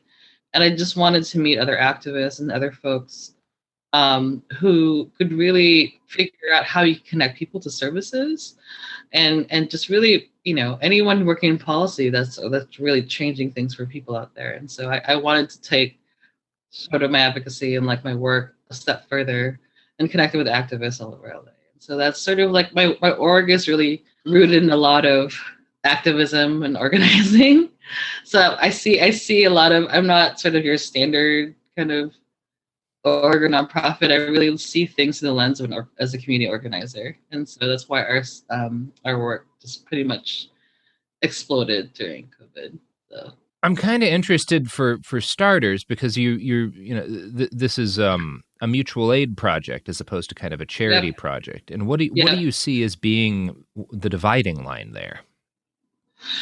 Yeah, well, for us, it's very easy for folks to kind of see the work that we do as part of the kind of the charitable food system, because obviously we're, mutual aid. It's the difference really is that obviously, there's a reciprocity between the two of you, between neighborhoods, between individuals, between organizations, of sharing resources with each other. And charitable obviously is like there's only one way, right? There's only like one person giving. But for us, the way we picked our partners, I mean, we were already part of this nucleus of kind of a coalition of orgs doing this work. And so it was just really very easy for us to kind of share resources with each other. So I was doing food and some folks were doing hygiene kits. Other folks were doing tents. Other folks were doing tarps or whatever. And so there was so much, kind of mutual aid and activity going on. And so that's why we're really kind of rooted in that thinking, as far as opposed to charitable orgs that basically just set up somewhere and give stuff out to people. And so we have, like in part of my advisory circle are a lot of houseless neighbors, houseless leaders in our community. I also take a lot of advice from Indigenous organizers, Black community leaders in different neighborhoods that we work in. So our work is really informed by the community. And so we basically ask folks, hey, what can we do? And plug into work that already exists in those areas. So I hope that makes sense. But that's kind of how I feel about what we do. And as an organizer, because I think we get a lot of questions from people who are interested in starting mutual aid projects in their own areas. And one of the questions we often have is like, well, how do I do that, right? I'm interested in like if you could kind of walk us through the steps when Polo's Pantry got started. Like, what was the kind of order of operations that you had to go through to get this up and running? I think the first thing to do is really for me, it was already kind of being part of grassroots orgs. So I was part of a few of them.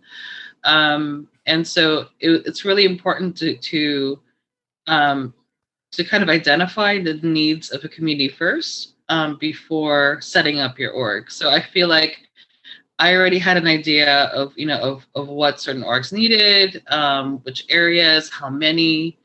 And so kind of identifying the needs first is kind of number one. And to do that, you really have to connect with grassroots organizations, local ones in your area. So I recommend really just kind of doing research. There's always folks doing that kind of stuff all over. If you're into political advocacy, there's folks that do that. If there are folks who are more food justice oriented, like I would recommend going to a local food bank, or soup kitchens too have also, like I've been doing that for years, and I've met a lot of people with kind of similar values as mine. So just kind of pretty much identify what you'd like to do, what you're good at, and then essentially research, kind of opportunities to tap into a local org doing that work, and then essentially start organizing with them, right? I don't recommend to build an org prior to not having this kind of knowledge, because I feel like it's really crucial to sort of kind of map out first what the community needs, instead of you building mutual aid organization based on, whatever. Because I feel like it's important to work through things from the ground up. That way you feel like the work is impactful. That way the community is leading and informing your work. And so that's kind of like how I approach mine. So look for a local org.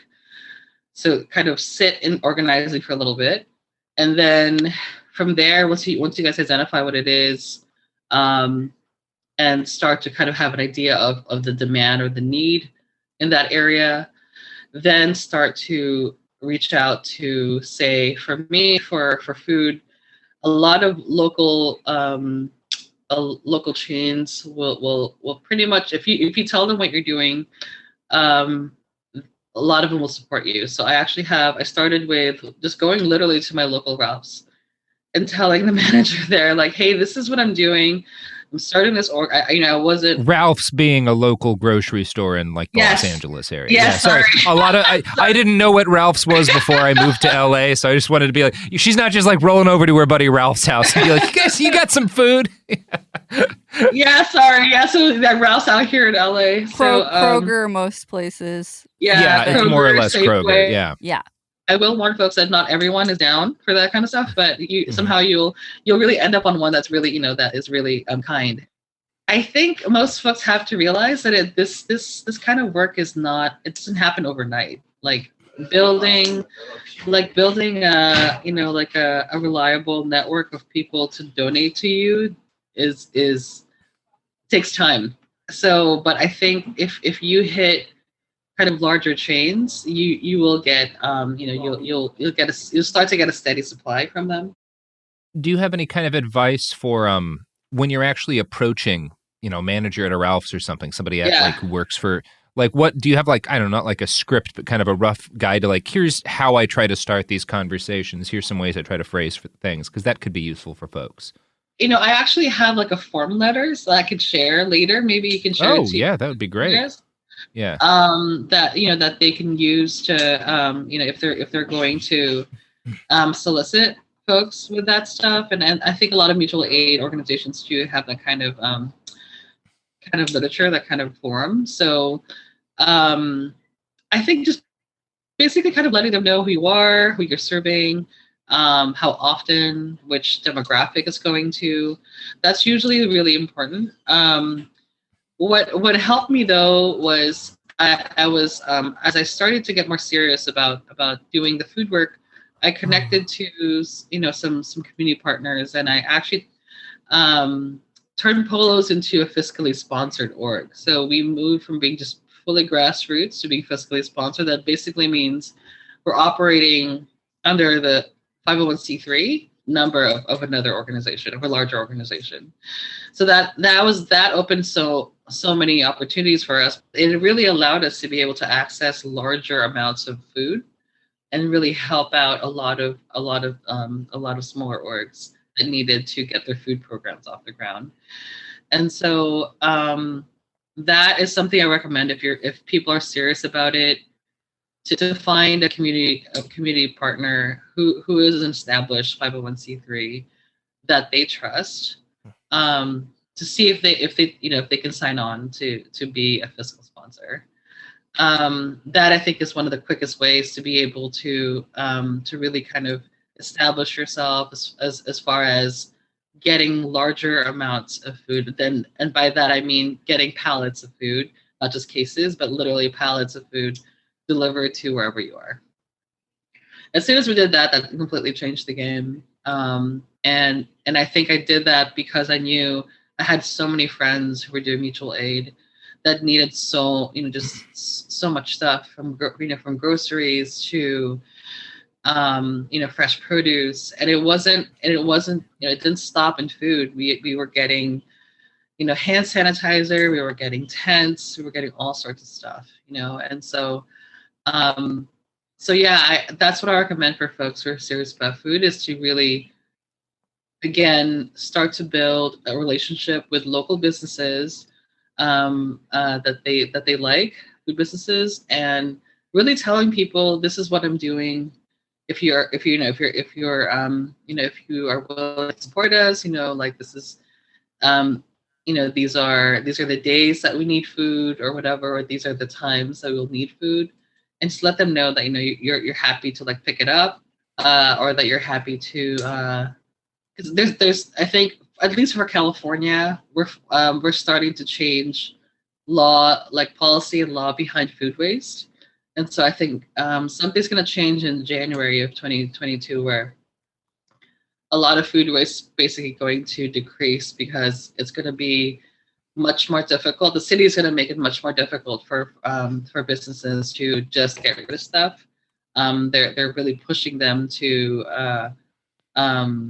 separate them. But anyway, regardless, you're helping the business really move food waste, and most of them, and a lot of employees too that I've talked to, just are heartbroken every time they have to clear out a full tray, or just trays and trays of perfectly fine food. So yeah, there's a video going viral on Twitter right now of like someone working at Dunkin' Donuts and just like dumping hundreds and hundreds of donuts into the garbage. Yep.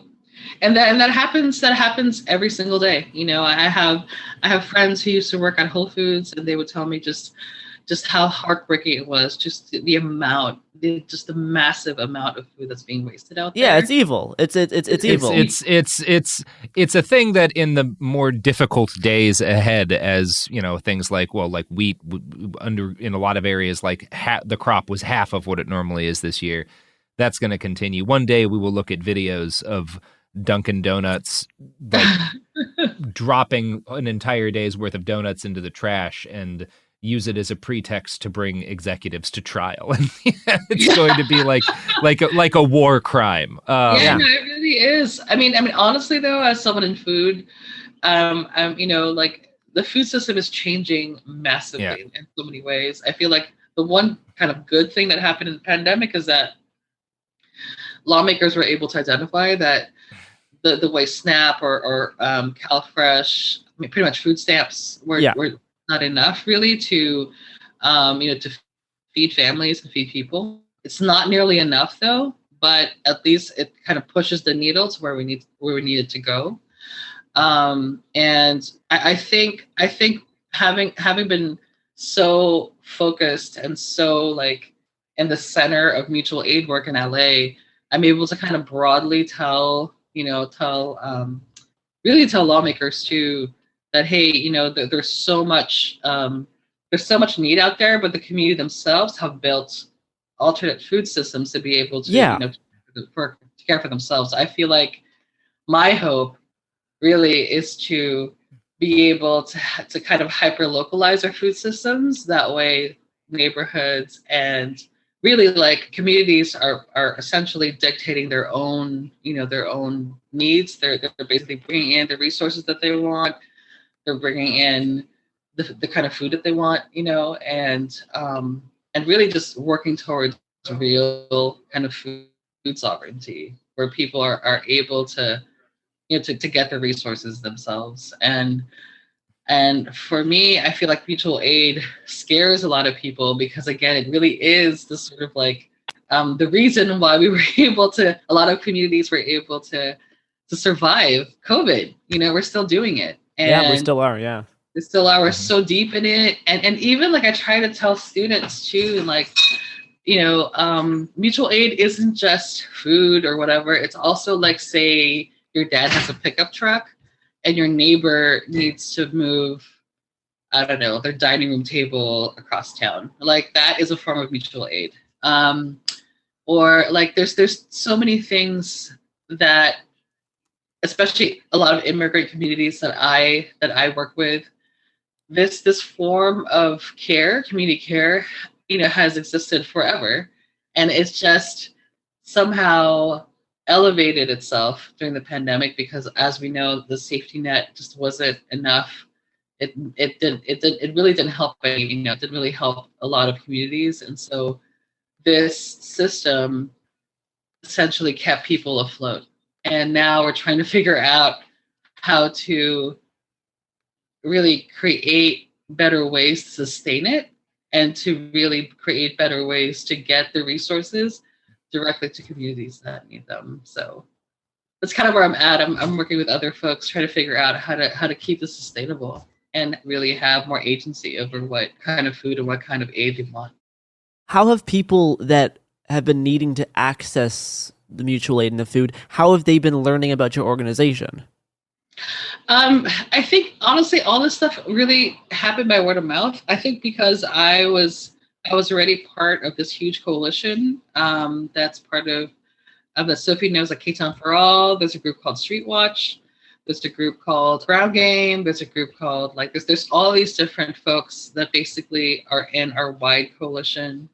I haven't had to really advertise much. Like people just sort of just kept telling others like, hey, Melissa at Polos and her team are doing this. And also as a COVID response, I created another COVID initiative called Homemade Meals.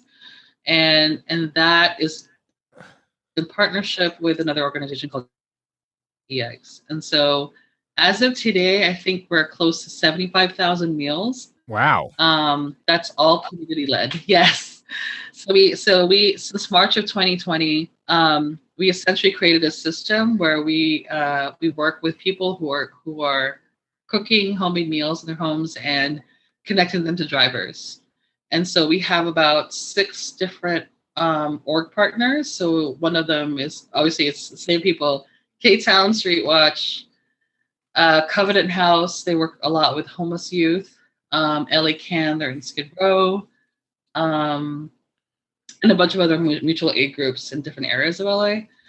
So I recognize at the beginning of COVID, a lot of my houseless neighbors were telling us that they were scared, because a lot of businesses were closing, a lot of corner stores, restaurants, the food access completely shut off for them during the beginning. And I started to freak out. I was like, how are we going to get food to people?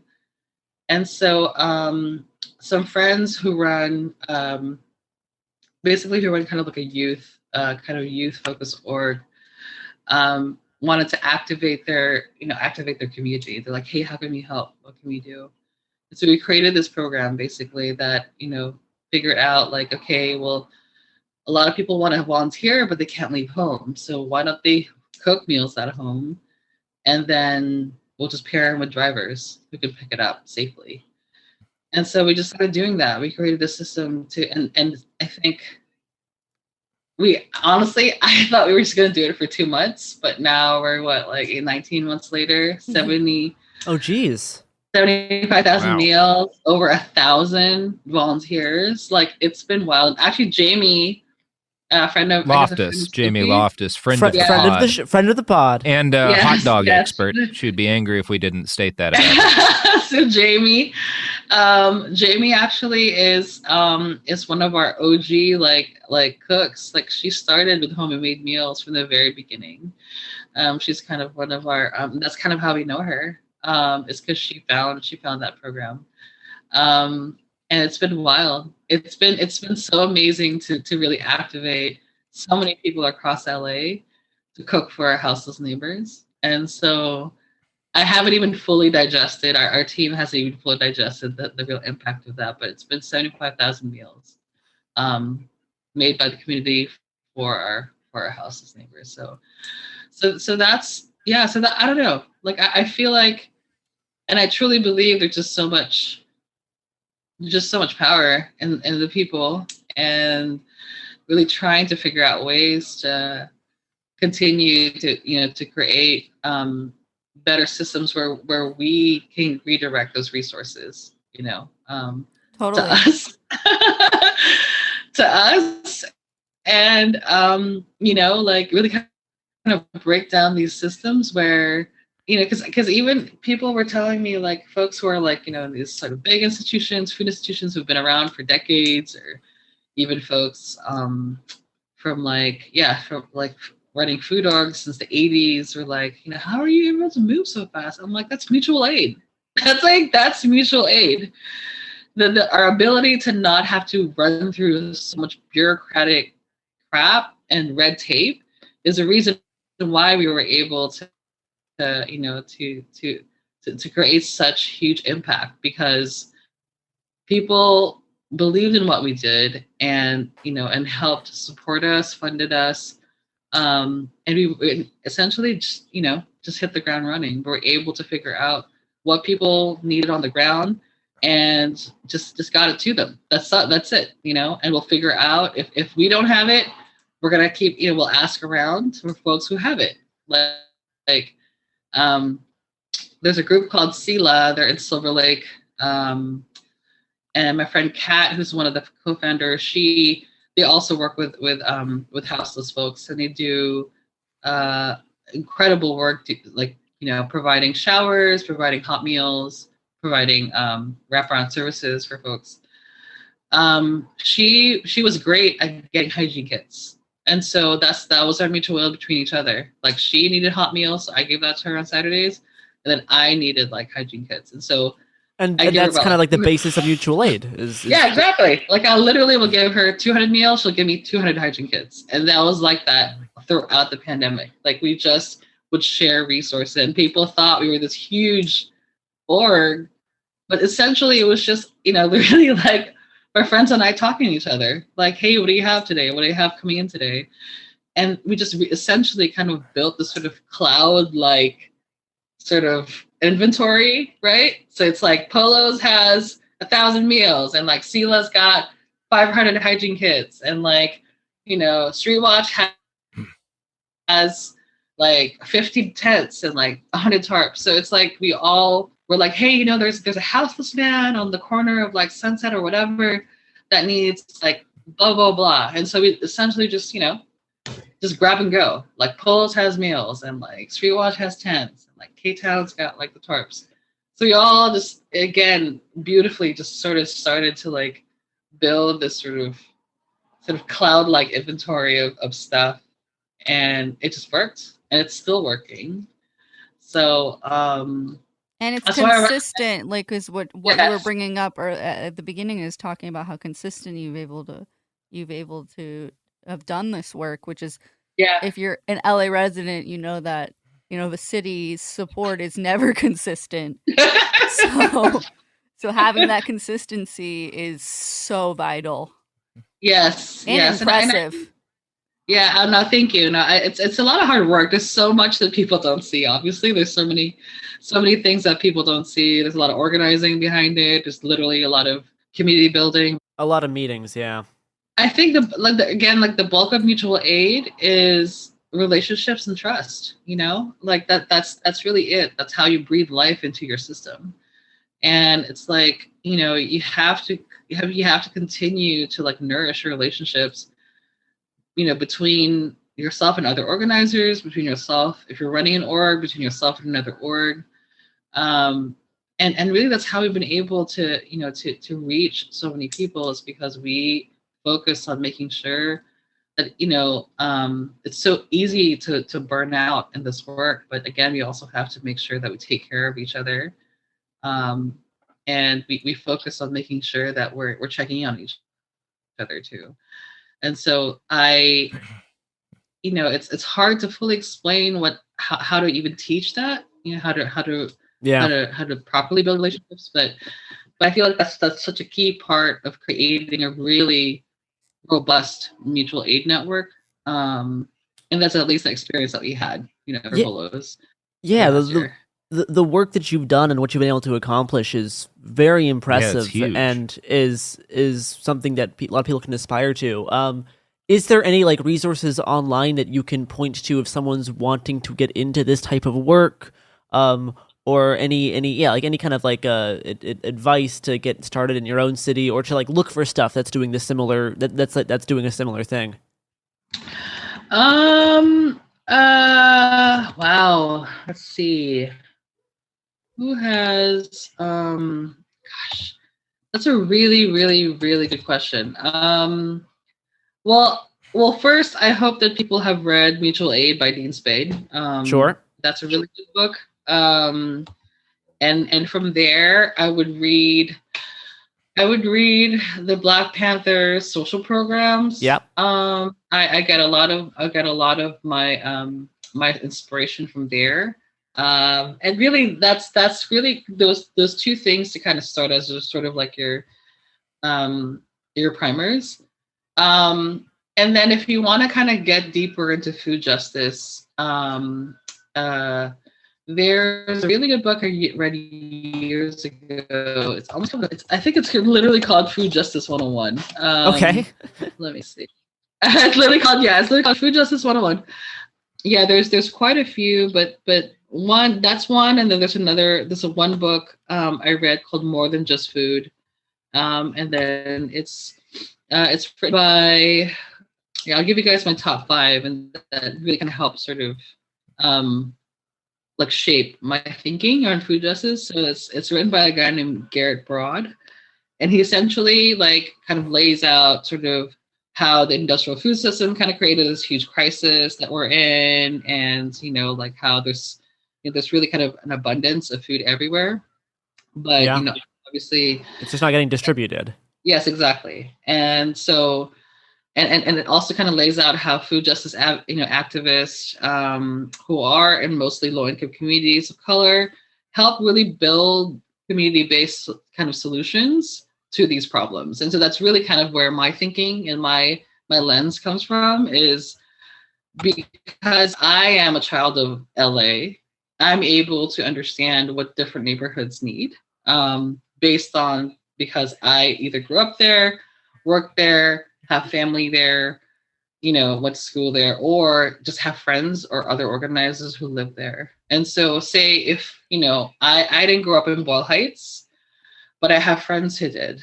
And so like, if I'm trying to build out a food program or a mutual aid program in Boyle Heights, I'm not going to just walk in there and be like, all right, we're going to do it at, Yeah, you're not going to take over their thing. Exactly. But I think that's one thing I really want for people to really, especially for young people who want to get to food justice, is like, you really have to really honestly do your research first and let community leaders lead your program with you, right? Well, and there's a difference between like making community connections and then trying to like take over, right? Yes. There's two very different things. Exactly. Yeah, you don't want to be extractive, right? You don't want to be extractive. You don't want to be coming in and and really like try to like show up with like solutions where they weren't informed at all by the community. And I keep trying to stress that. Yeah. Is there anywhere that people can support or at least follow you online to keep up with the work? Yes, I'm very active on Twitter. It's we're at Polo's Pantry, so it's POLOS PANTRY, and then I'm also tweeting as myself as an organizer. It's under Melley Music, so it's MELLE Music. And that handle for me everywhere is like my personal. So I tweet from there a lot. I tweet a lot about food justice work. I feel and all our work in LA. I retweet a lot of our movement work and coalition work. Yeah, just thank you for coming on to the show to talk about food justice and the work you've been doing.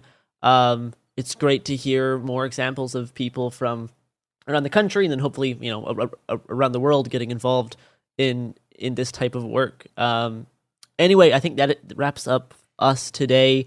You can follow this show on Twitter and Instagram at HappenHerePod and Cool Zone Media. Subscribe to the feed, leave a 5-star review, whatever. Anyway, that's the show. Bye everybody. Say bye everybody. Bye. Bye everyone. Bye everyone. It Could Happen Here is a production of Cool Zone Media. For more podcasts from Cool Zone Media, visit our website, coolzonemedia.com, or check us out on the iHeartRadio app, Apple Podcasts, or wherever you listen to podcasts.